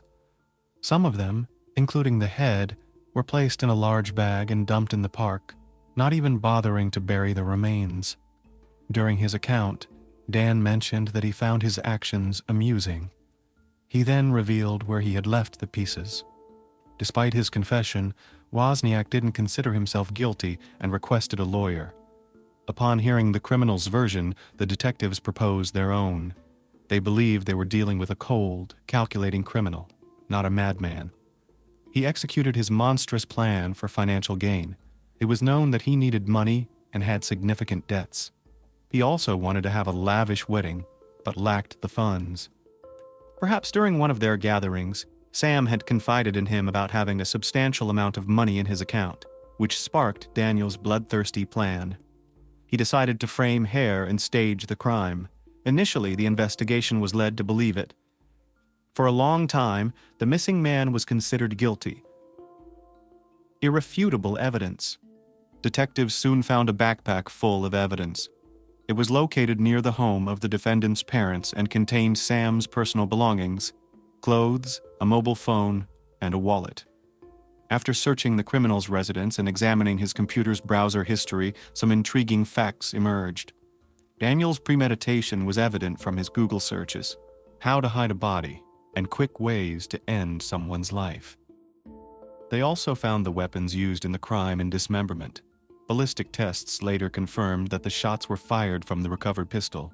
Sam's torso was so mutilated that it could only be identified by a tattoo on his chest that read "Mom and Dad" in a heart. The next day, investigators shared the shocking news with the Hare family. It was a devastating blow, especially since it was the eve of their son's birthday, making it feel like a cruel joke. Nobody could understand what their loved one had done to deserve such a monstrous death.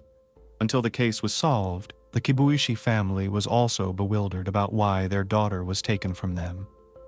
She had often spoken of her college friend and admired him, and it was hard for everyone to believe that such a pleasant young man could commit such horrific acts. Eventually, the truth came to light. Samuel Hare was buried as a hero with military honors. His family, Julie's family, friends, acquaintances, and former colleagues attended the farewell ceremony. Other compassionate citizens of Costa Mesa also came to pay their respects. Arrests. Finally, justice was served. The real criminal was caught. In November 2012, other individuals were arrested: his fiancée Rachel and his brother Tim. They were charged with being accomplices in hiding evidence and misleading the police. Detectives believed Daniel's girlfriend knew about his plans from the start, but she insisted otherwise, claiming she was unaware of the crimes. She stated she only fulfilled Dan's request to pass the backpack to Tim, who then hid it in a secret place. Allegedly, neither was interested in its contents or understood what was happening. Rachel was released on bail while awaiting her hearing. In February 2013, Buffett appeared on Dr. Phil, where she publicly declared she had been duped by her ex-fiancé. Verdict. In December 2015, nearly 5.5 years later, Daniel Wozniak went to trial. The prosecution viewed the defendant's actions as so heinous and cynical that they sought the death penalty. The prosecutor argued that greed was the motive behind Sam's death. While Julie's life was ended without reason, only to frame Hare, it was determined that the accused needed money to pay for a wedding and a luxurious honeymoon. He knew Rachel wanted a grand celebration and was willing to go to great lengths to fulfill her dream, even if it meant taking lives. No one could have imagined him capable of such things. He was considered a likable person, a talented actor, and a true life of the party. However, investigators revealed his darker side. It's worth noting Wozniak's defense. He secured one of the best attorneys. The lengthy pre-trial period was due to numerous motions and complaints against the detectives who conducted the investigation. The defense claimed they violated his rights by eavesdropping on his conversations and coercing him into confessing. Simultaneously, they insisted he was mentally unstable. Despite numerous examinations, experts found no significant psychological disorders. During the investigation, Daniel seemed to revel in his notoriety. He also appeared on a talk show where he discussed the challenges he faced throughout the ordeal. His face often broke into a smile that became his trademark over time. Over 20 witnesses were called by the prosecution during the trial, including Wesley Freilich, who testified against him. Initially, the young man was arrested, but was later released when detectives concluded he didn't know what had happened and was simply fulfilling his acquaintance's request. Daniel's brother Tim also spoke against him, explaining he had no idea about the violent events and was inadvertently caught up in the intrigue. The defense didn't present anyone to vouch for the actor. Even his family didn't attend the trial. It was evident that the accused did not see himself as guilty and showed no remorse.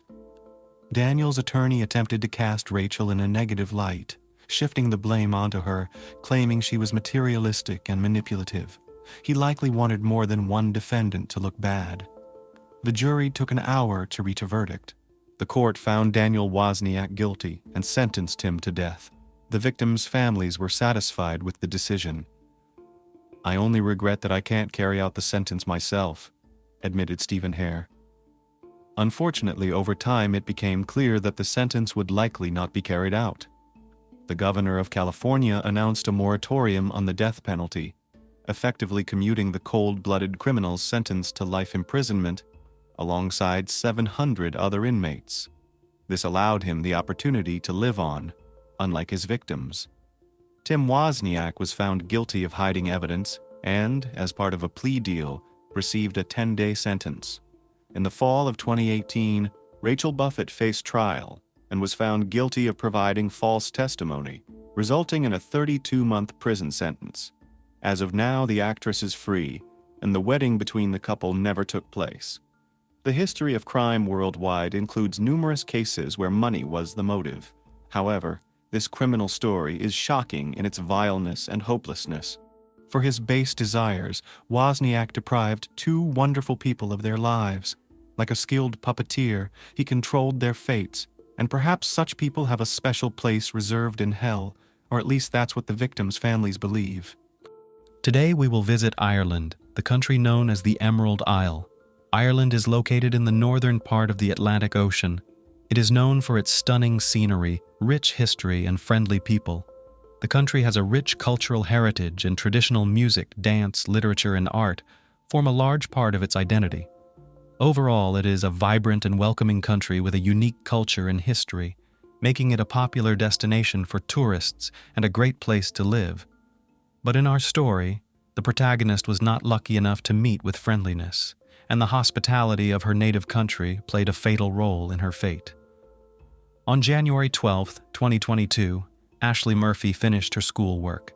She drove her red car off the grounds and into the parking lot, near the shore of the Grand Canal in Tullamore County, Offaly. She left the parking lot on foot, wearing a dark blue sports jacket, dark blue leggings, a white t-shirt, a gray scarf, blue sneakers, and a pink wool cat with a brown pom-pom. She was wearing an engagement ring and a gold necklace with the name Ashley on it, and a smart watch with an activity tracker connected to her smartphone. On the path to the bridge, Ashley met a girl who was walking with a dog. The dog ran up to Ashley. She petted him, and they exchanged a few words with the dog's owner. Ashley was watching her health and liked to walk briskly in the fresh air. She had walked about 2 miles and was on her way back to the parking lot when, from behind, a strong hand grabbed her neck in a strangling motion and dragged her into a ditch. The canal bank in Cap'n Court, known as Fiona's Way, was popular with joggers and hikers. 2 female friends exercising by the canal witnessed the attack. They noticed a mountain bike in the hedge next to the towpath and heard a loud rustling in the ditch below it. Believing someone may have fallen off the bike, one of them shouted, "Are you okay? Do you need help?" The second girl stepped off the sidewalk and peered over the hedge into the ditch. She noticed a man leaning over the woman and holding her by the throat. They saw the legs of the woman lying there, twitching vigorously like scissors. Fear and terror seized the girls. They screamed in the hope of frightening the man, but the screams did not frighten him, but only made him angry. He roared at them like a wild wolf. The girls roused themselves and hurried to get help.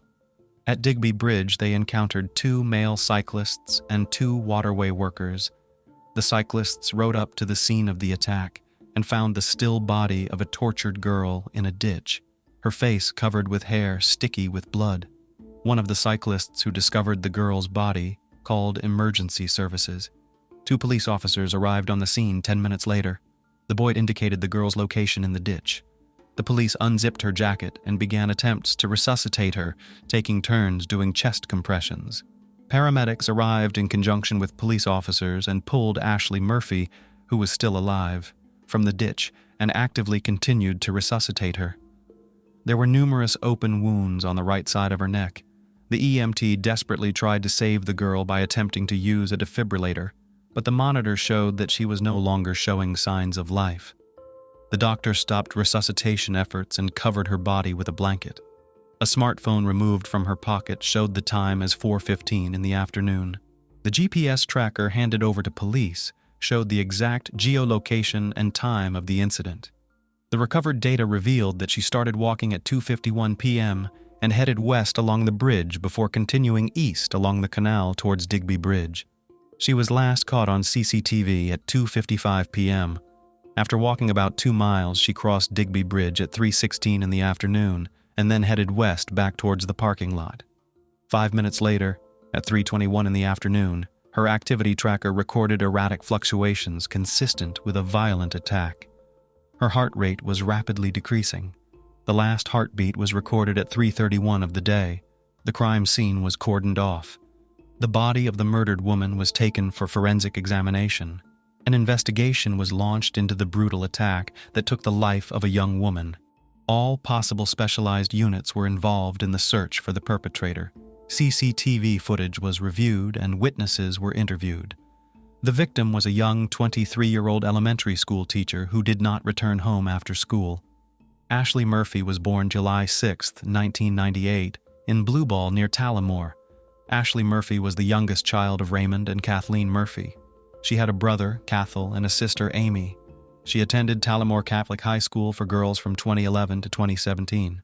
She then attended Mary Immaculate College in Limerick, graduating in October 2021 with a Bachelor of Education in Elementary Education. In March 2021, she started work at Darrow National School as a deputy teacher. She secured a permanent position at the school beginning in September 2021, where she taught first-grade students until the day of her death. Murphy's family was a talented one. Both parents played traditional Irish music. Ashley played the fiddle from childhood, began mastering the Lancer's whistle, and performed around the country with the National Orchestra. She also participated in traditional music festivals. At the time of her death, she and her partner, Ryan Casey, had been in a relationship for over 5 years and were planning to marry. Cathal Murphy arrived at the morgue and identified the dead, tortured girl as his sister, Ashley. State pathologist, Dr. Sally Ann Collis, determined that Murphy had been stabbed 11 times in the right side of her neck, which severed her carotid artery and jugular vein and damaged both sides of her vocal cords, rendering her unable to call for help. She died from acute blood loss caused by the severe injuries. As a result of an active search for the perpetrator, police apprehended a 40-year-old man within 2 hours of the incident based on descriptions given by eyewitnesses, but released him the next day and eliminated him from the investigation. The professionalism and observation of the investigators and the will of chance helped to quickly get the events of that day piece by piece and fully assemble them like a jigsaw puzzle into a single picture.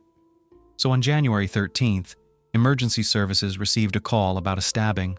Police and paramedics who arrived at the call noticed 3 stab wounds in the abdomen of the victim, which were not fresh and did not bleed. There were also numerous scratches on the man's face and hands. The victim of the fight was Josef Puska. Investigator Gardai, during his interrogation at the hospital, considered him as a potential victim of the incident. According to Josef Puska, he was attacked by 2 men, stating that one of them threw him to the ground and held him down while the other stabbed him. He also claimed that the scratches on his face, head, and hands were caused by being dragged on the ground during the attack. However, Gardai suggested that the scratches that were recorded on Joseph's body as a result of the dragging were more consistent with scratches from the dense briar thickets. By obtaining CCTV footage, it was possible to refute Josef Puska's account of his displacement on the day of the attack on the teacher. Suspecting a connection to the Murphy murder investigation, detectives contacted colleagues in Tullamore. A team of investigators led by Gardai devised a plan to obtain a confession about the January 12th incident in Grand Canal. 2 detectives staged an interrogation of Josef Puška, pretending to believe his story about being attacked by 2 men. Josef Puška changed his testimony several times and was confused about time periods, so when questioned, he lost his alibi. With the help of a Slovakian interpreter, investigators said he had been identified by a witness and CCTV cameras recorded him at the scene during the attack on teacher Ashley Murphy. Under pressure, Puška confessed to the crime. At the inquest, the admission that he slashed Murphy's neck revealed details of her death that have not yet been made public. Puška also admitted that he stabbed himself in the abdomen to throw the investigation off track. On January 18th, Puška was released from the hospital and immediately arrested. Garde took him to the police station where his fingerprints, DNA, and blood samples were taken. After Puška was charged with Ashley Murphy's crime on January 19th, he was publicly identified as 31-year-old Joseph Puška. In 2013, Puška moved to Ireland with his wife and 2 children. Puška and his wife initially lived in North Dublin before moving to Tullamore in 2015. They had 3 other children in Ireland. He was unemployed and receiving Social Security disability benefits. Neither he nor his wife could drive, and he usually traveled by cab, bus, or bicycle. Puška had no previous convictions for violent crimes, although he had been involved in 2 other attacks on women, one in Prague and the other in the UK. As a minor, he was convicted of consensual intimacy with a girl under 15 in Slovakia. He did not know Ashley Murphy before the attack and had no known motive for the crime. Investigators also found that Joseph had become very active on dating apps in the weeks before the crime and had been in contact with 8 Irish women. Garde suggested that he may have attacked Ashley Murphy with intimate intentions and took her life after she fought back. On the day of Joseph's arrest, Ashley Murphy's funeral was held. Her funeral mass was held on January 18, 2022 at St. Bridget's Church, County Offaly. Among those present were the President of Ireland, the Prime Minister, the Minister for Justice, and the Minister for Education. Ashley's former pupils from Darrow National School lined up in a guard of honor outside the church, each holding a picture of her and a red rose. Schools and colleges across the country observed a minute's silence in her memory at 11 a.m. Her sister, Amy, described Ashley as the light of our lives in the heart of the family. Her lover, Ryan Casey, said, "She was my soulmate. She is my soulmate. She will always be my soulmate. She is the greatest love of my life." Aisling Murphy was buried in the Lower Town Cemetery.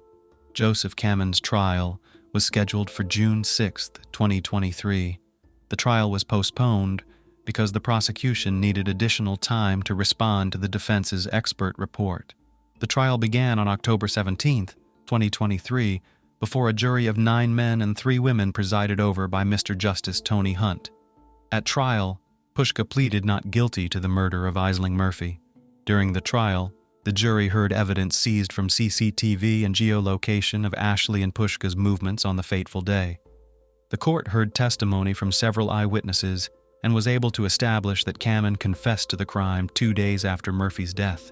Forensic evidence was also heard in relation to DNA and fingerprints.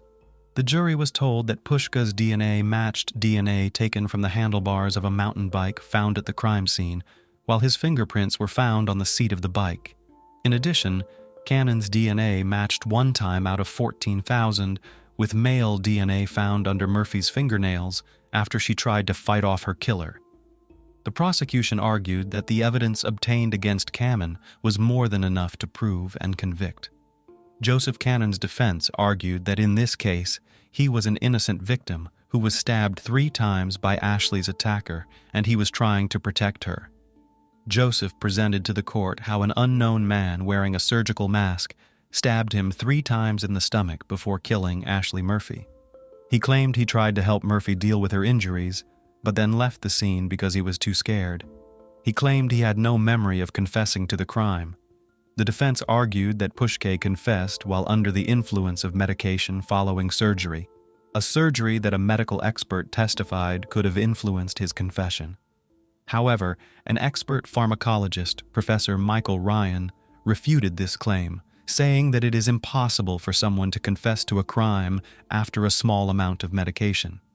In addition, Pushka has previously given several different accounts of the events of January 12th and has already admitted that he lied to Gardai on several occasions, including when he claimed he was stabbed in a fight. On November 9, 2023, after a trial that lasted more than 3 weeks, the jury deliberated for only 2 hours before reaching a unanimous verdict of guilty for suspect Josef Puška. The judge said he was pleased that the jury would not spend any more time considering the nonsense that Puška put forward in his defense. He said there would be a day of reckoning for Joseph and said, "There is evil in this chamber. There is no doubt about it." The jury heard he stabbed Ashley Murphy several times in the neck, causing her to die from acute blood loss. Josef Puškaj, an immigrant from Slovakia, was sentenced to life in prison with parole eligibility after 12 years. Murphy's mother held up a photo of her daughter in court during the judge's comments. Murphy's friends and family applauded as the jury left the box. Speaking outside the court after the verdict was announced, Murphy's brother Cathal thanked the jury for their patience and fortitude throughout this incredibly difficult trial. He said his sister had been subjected to unfathomable abuse and stated, "The trial cannot bring back our dear Ashley and cannot heal our wounds. But we are relieved that this verdict does justice. It is simply imperative that this vicious monster never be able to harm another woman again." In June 2023, the Slovakian nationals, Cannon's wife, as well as 2 of his brothers and their wives, were arrested and charged with withholding information related to the Ashley Murphy investigation. All 5 were placed under arrest in December 2023. Their trials are scheduled to begin in April 2025. In January 2023, the Murphy family established the Ashley Murphy Memorial Fund to support traditional Irish arts, culture, and heritage for young people. Mary Immaculate College and the Irish National Teachers Organization have jointly established the Ashley Murphy Memorial Entrance Scholarship, awarded annually to a first-year undergraduate student who demonstrates exceptional achievement and talent in the field of traditional Irish music. Comhaltas Choltuari Arian established 3 scholarships in her memory, 1 to support artists working in the traditional arts, 1 to support music education for young people, and 1 to support research into Irish traditional arts. People across Ireland have expressed shock and sadness at the death of teacher Ashley Murphy. The President of Ireland expressed his deep sympathy, grief, and sense of loss, and paid tribute to her short but brilliant and generous life. The crime has intensified the debate about the safety of Irish women, many of whom have shared their experiences of gender-based violence not only on social media, but also at ongoing meetings.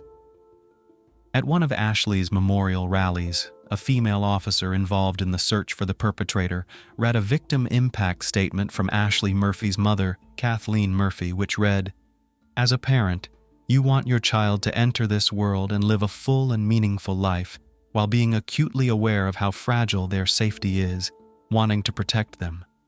I failed to protect my darling Ashley, and now she is gone forever." The statement called Cannon an evil monster and said he should never see the light of day again.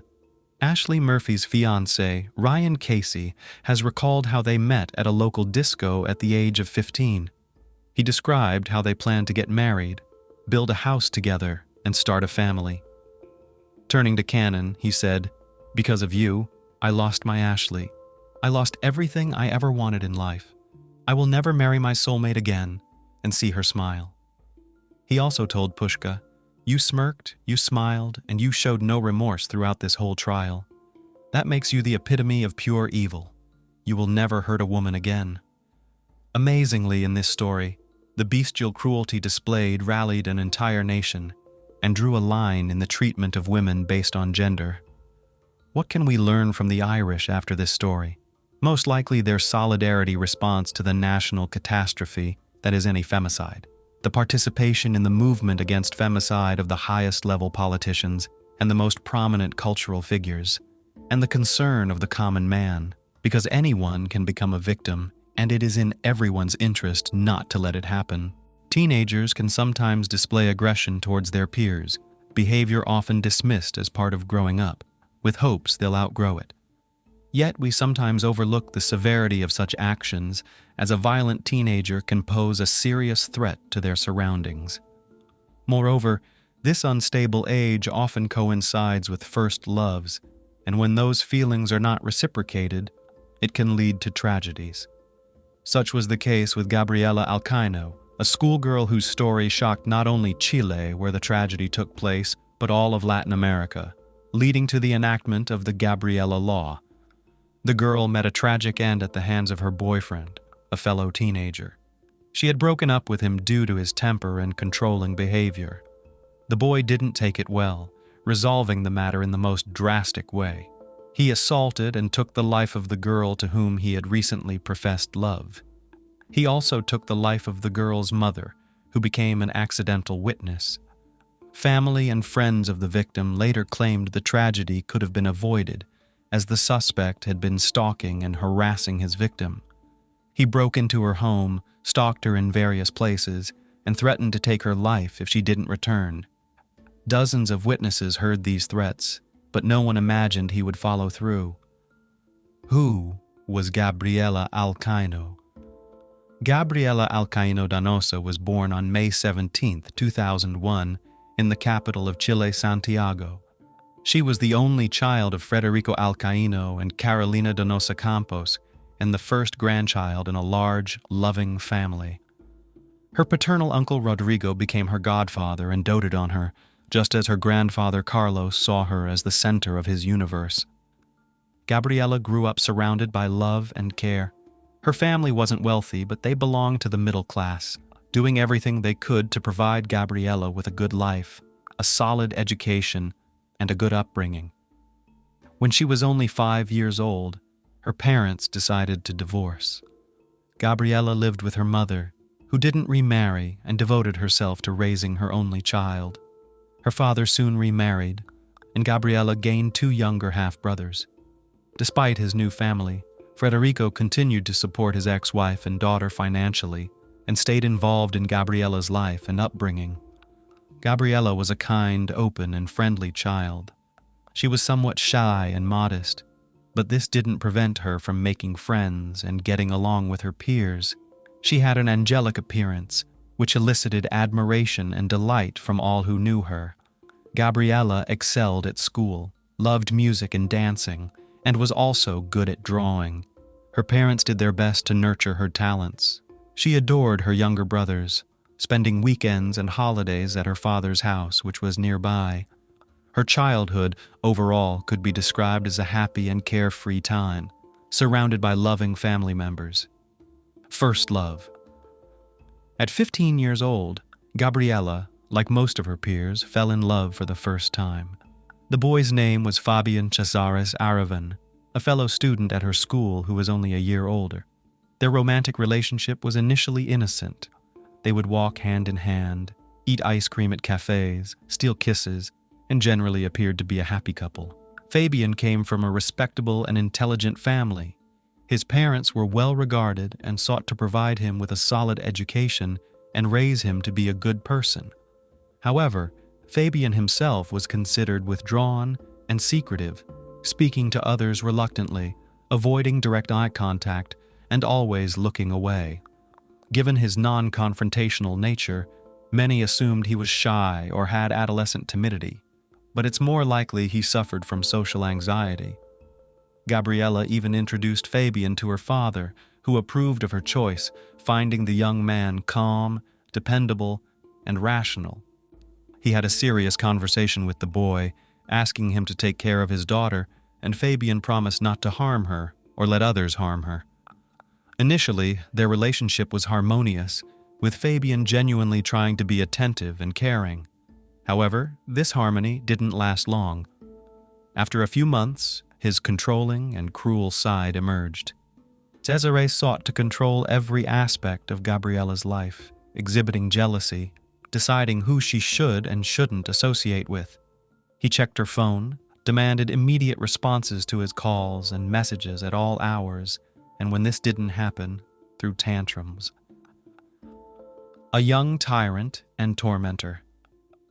For the first 6 months of the relationship, Gabriella tried not to give too much importance to her boyfriend's outbursts of anger and jealousy. She was madly in love, tried to comply with all his demands, and naively believed that things would soon change, and her beloved would become the same sweet and caring boy who had recently won her heart. However, Fabian only grew more irritable, volatile, and aggressive. He began to wear Gabriella down emotionally, but over time, he stopped at mere verbal abuse. He might slap her, grab her hair, or her hands. In most cases, these actions didn't leave noticeable marks, but sometimes friends began to notice bruises on her wrists and shoulders, the places where Fabian had gripped her roughly and shaken her forcefully. Alcaino tried not to complain or tell anyone about what was happening, but her friends and family began noticing her depressed state and her eyes perpetually wet with tears. She was no longer the smiling, open, and sociable girl she once was, gradually distancing herself from friends, avoiding contact with those Fabian forbade her from speaking to.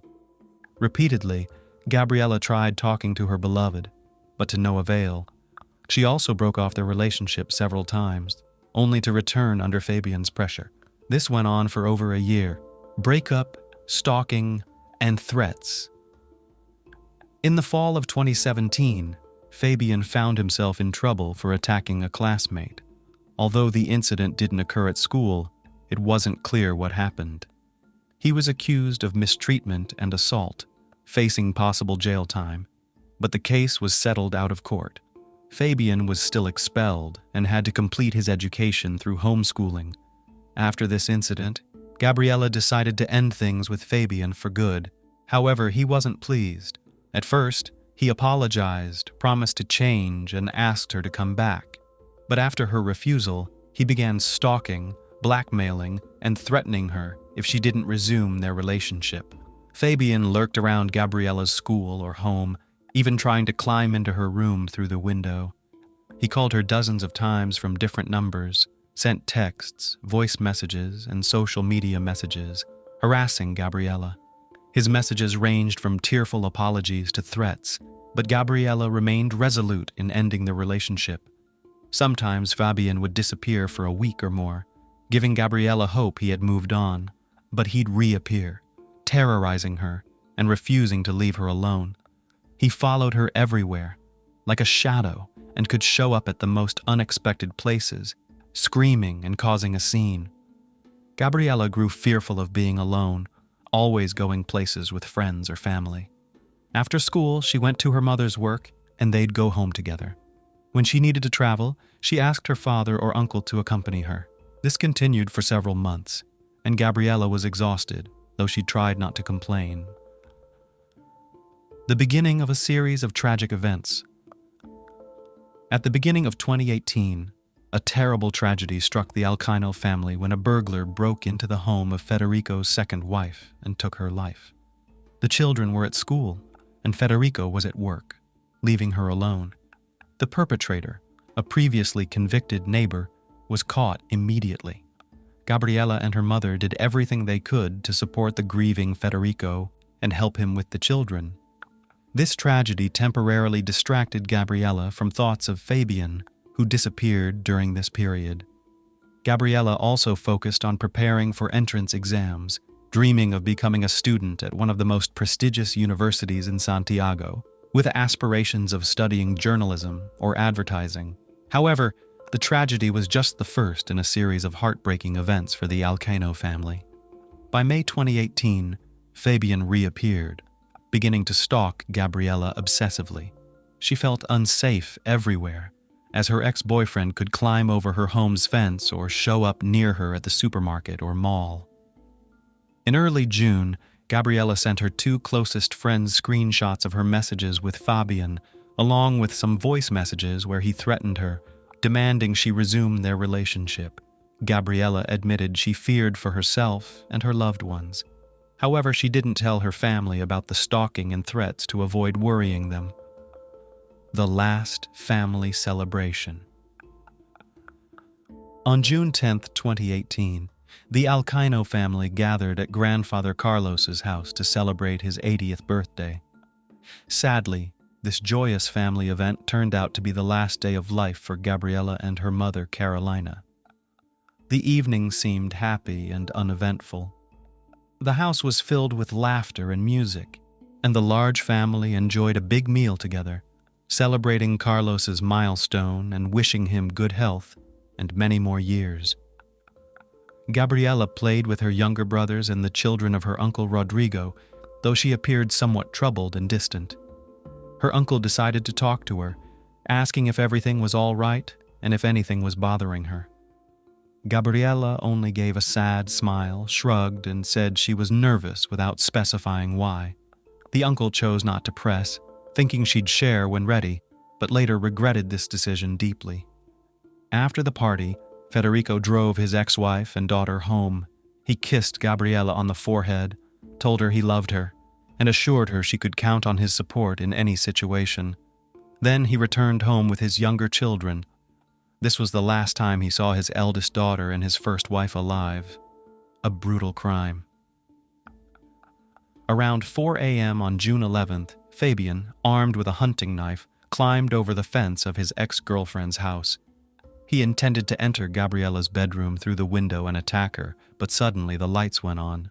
The back door opened slightly, and Carolina appeared. She couldn't sleep and came to check on the noise. Fabian pounced on the unfortunate woman, pushed her back inside, and began stabbing her furiously. In total, he stabbed her 36 times, with most wounds landing on her chest, neck, and head, leaving her no chance of survival. Carolina managed only a couple of screams, but the noise woke Gabriella, who ran downstairs to find out what was happening. As she descended, she saw a bloodied and enraged Fabian, who caught and dragged her down. Gabriella held her phone, desperately trying to call emergency services, but couldn't. Fabian assaulted his ex-girlfriend, then stabbed her forcefully in the chest, piercing her heart. The single blow ended her life. He then moved her to the kitchen, where Carolina's lifeless body lay. He tried to erase his traces, wiping fingerprints and cleaning bloody footprints. He then washed himself and the murder weapon in the bathroom, and quietly left around 5:30 a.m., leaving the house unnoticed by neighbors. In the following days, he acted as though nothing had happened. The grim discovery and the first suspect colleagues began to worry when Carolina missed work for 2 days and didn't answer phone calls. She was responsible and wouldn't disappear without reason. Her boss contacted Federico to find out what had happened. Federico was shocked and tried calling Carolina, but her phone didn't answer, and Gabriella's was off. He called his brother Rodrigo, who hadn't seen or spoken to Gabriella or Carolina since they parted ways after Carlos's birthday. Federico then left work and headed to Carolina's house. The house seemed empty, but their car was in the garage. Federico circled the house twice, knocking on doors and peering through windows, but hesitated to go in, even though he had a spare key. He called the police, asking them to check the house. The officers, upon learning he had a key, wondered why he hadn't used it, but Federico expressed fear of what he might find inside. At 11 a.m., he opened the door and entered with the officers. They saw 2 lifeless bodies in pools of blood on the kitchen floor. Carolina and Gabriella had been dead for over a day, but Federico, overcome with grief, screamed for an ambulance, demanding someone save them. They calmed Federico, but his behavior aroused suspicion, and he was led outside to a police car for questioning. When he tried to leave the car and found the door locked, he demanded an explanation. Realizing he was now the main suspect in a double homicide, Federico was devastated. Federico couldn't understand how he could be suspected of taking his own daughter's life. Rodrigo soon arrived, and was also shocked that his brother wasn't released. He couldn't believe his niece was dead, asking why there wasn't an ambulance and why no one was trying to help. Both men were taken for questioning, and their alibis were thoroughly checked. Both were cleared, as they were with family at the time of the crime. Then, friends of the deceased were questioned, revealing that Gabriella had been stalked by her ex-boyfriend. They provided screenshots of his messages and voice recordings with threats. Easier to take her life. then let her go. Federico recalled his daughter's obsessive suitor, whom she had tried unsuccessfully to break up with. He never imagined the seemingly pleasant boy Gabriella introduced to him could commit such a heinous crime. The police went to Fabian Cesaris's house to investigate. After the double homicide, the young man lived a normal life, interacting with family and friends, visiting familiar places, and even posting a photo on social media, playing guitar at a party. When arrested on suspicion of murder, Fabian feigned surprise and grief, claiming he loved Gabriella and would never harm her. Fabian had disposed of the murder weapon and discarded some blood-stained clothes, but his shoes still had small drops of blood, and prints from his soles were found at the crime scene. Moreover, 4 of Gabriella's classmates testified that they had heard Fabian threaten her, shouting that it would be easier to take her life than let her go. Under pressure from evidence and witness testimonies, Fabian confessed to the crime but tried to portray himself as a heartbroken lover. He claimed he hadn't intended to harm Gabriella, only talked to her, but things escalated, and he dealt with her mother as an unwanted witness. Yet he couldn't explain why he brought a hunting knife just to talk. Will he get the minimum sentence? After the autopsy and necessary tests, the bodies of the victims were returned to their family for burial. Hundreds gathered at the funeral to honor the deceased and offer condolences to their loved ones. Gabriella was buried in the white dress she had dreamed of wearing, but never got the chance to. Carolina was laid to rest in a closed casket, as her face had been mutilated beyond recognition. Fabian's family hired a skilled lawyer who crafted a strong defense and promised a minimal sentence for his client. During preliminary hearings, he emphasized Fabian's youth and clean record, arguing that the attack on his classmate had been settled out of court. The victim's relatives pushed for a femicide charge, but it was denied by the prosecution, as Chile's law only applied it in cases where the victim and perpetrator were married or lived together. Since the teenagers hadn't been in a close relationship at the time of the crime, the case wasn't classified as femicide during the investigation. Additionally, the lawyer argued that Fabian acted impulsively and in a state of distress.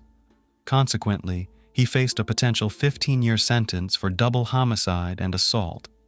The Alcaino family, understandably, demanded the harshest punishment for him. After initial hearings, the judge allowed both prosecution and defense 6 months to gather evidence. Fabian's lawyer requested his release pending trial, but the judge denied this, keeping Fabian in custody. Gabriella's law. Gabriella's father was outraged. In a short span, he had lost 3 women close to him, all to violent deaths. Now, the person responsible for the deaths of his ex-wife and daughter might get away with a minimal sentence. The lawyer tried to shift the blame onto the victims, and the authorities seemed ready to accept this. So, Gabriella's father and uncle, together with women's rights organizations, developed a proposal for Gabriella's law, which would expand the definition of femicide to include romantic relationships, even if the perpetrator and victim weren't married or living together. They were soon joined by the National Office for Women and Gender Equality, which actively advocated for the law. The bill faced opposition, as the proposed amendments would mean that perpetrators already serving time for similar offenses could face new charges and lose eligibility for early release. However, feminist organizations across the country supported the Alcaino family, staging marches and demonstrations in favor of Gabriella's law. In late August 2019, a year and 3 months after the tragic murders, amendments to the femicide law were presented at the highest legislative level. Gabriella's law included 15 amendments, eventually approved by Congress. Now, in the Republic of Chile, femicide includes any violence, injury, or murder of a woman due to gender-based hatred, regardless of the relationship between victim and perpetrator. Furthermore, if the victim is a minor or has health issues, these are considered aggravating circumstances. Trial and fair sentence. The trial of Fabian Cesares took place in April 2022, 4 years after he attacked his ex-girlfriend and her mother. Following the adoption of Gabriella's law, the defense was powerless. Fabian was charged with femicide under aggravating circumstances due to one victim being a minor, as well as double homicide and assault.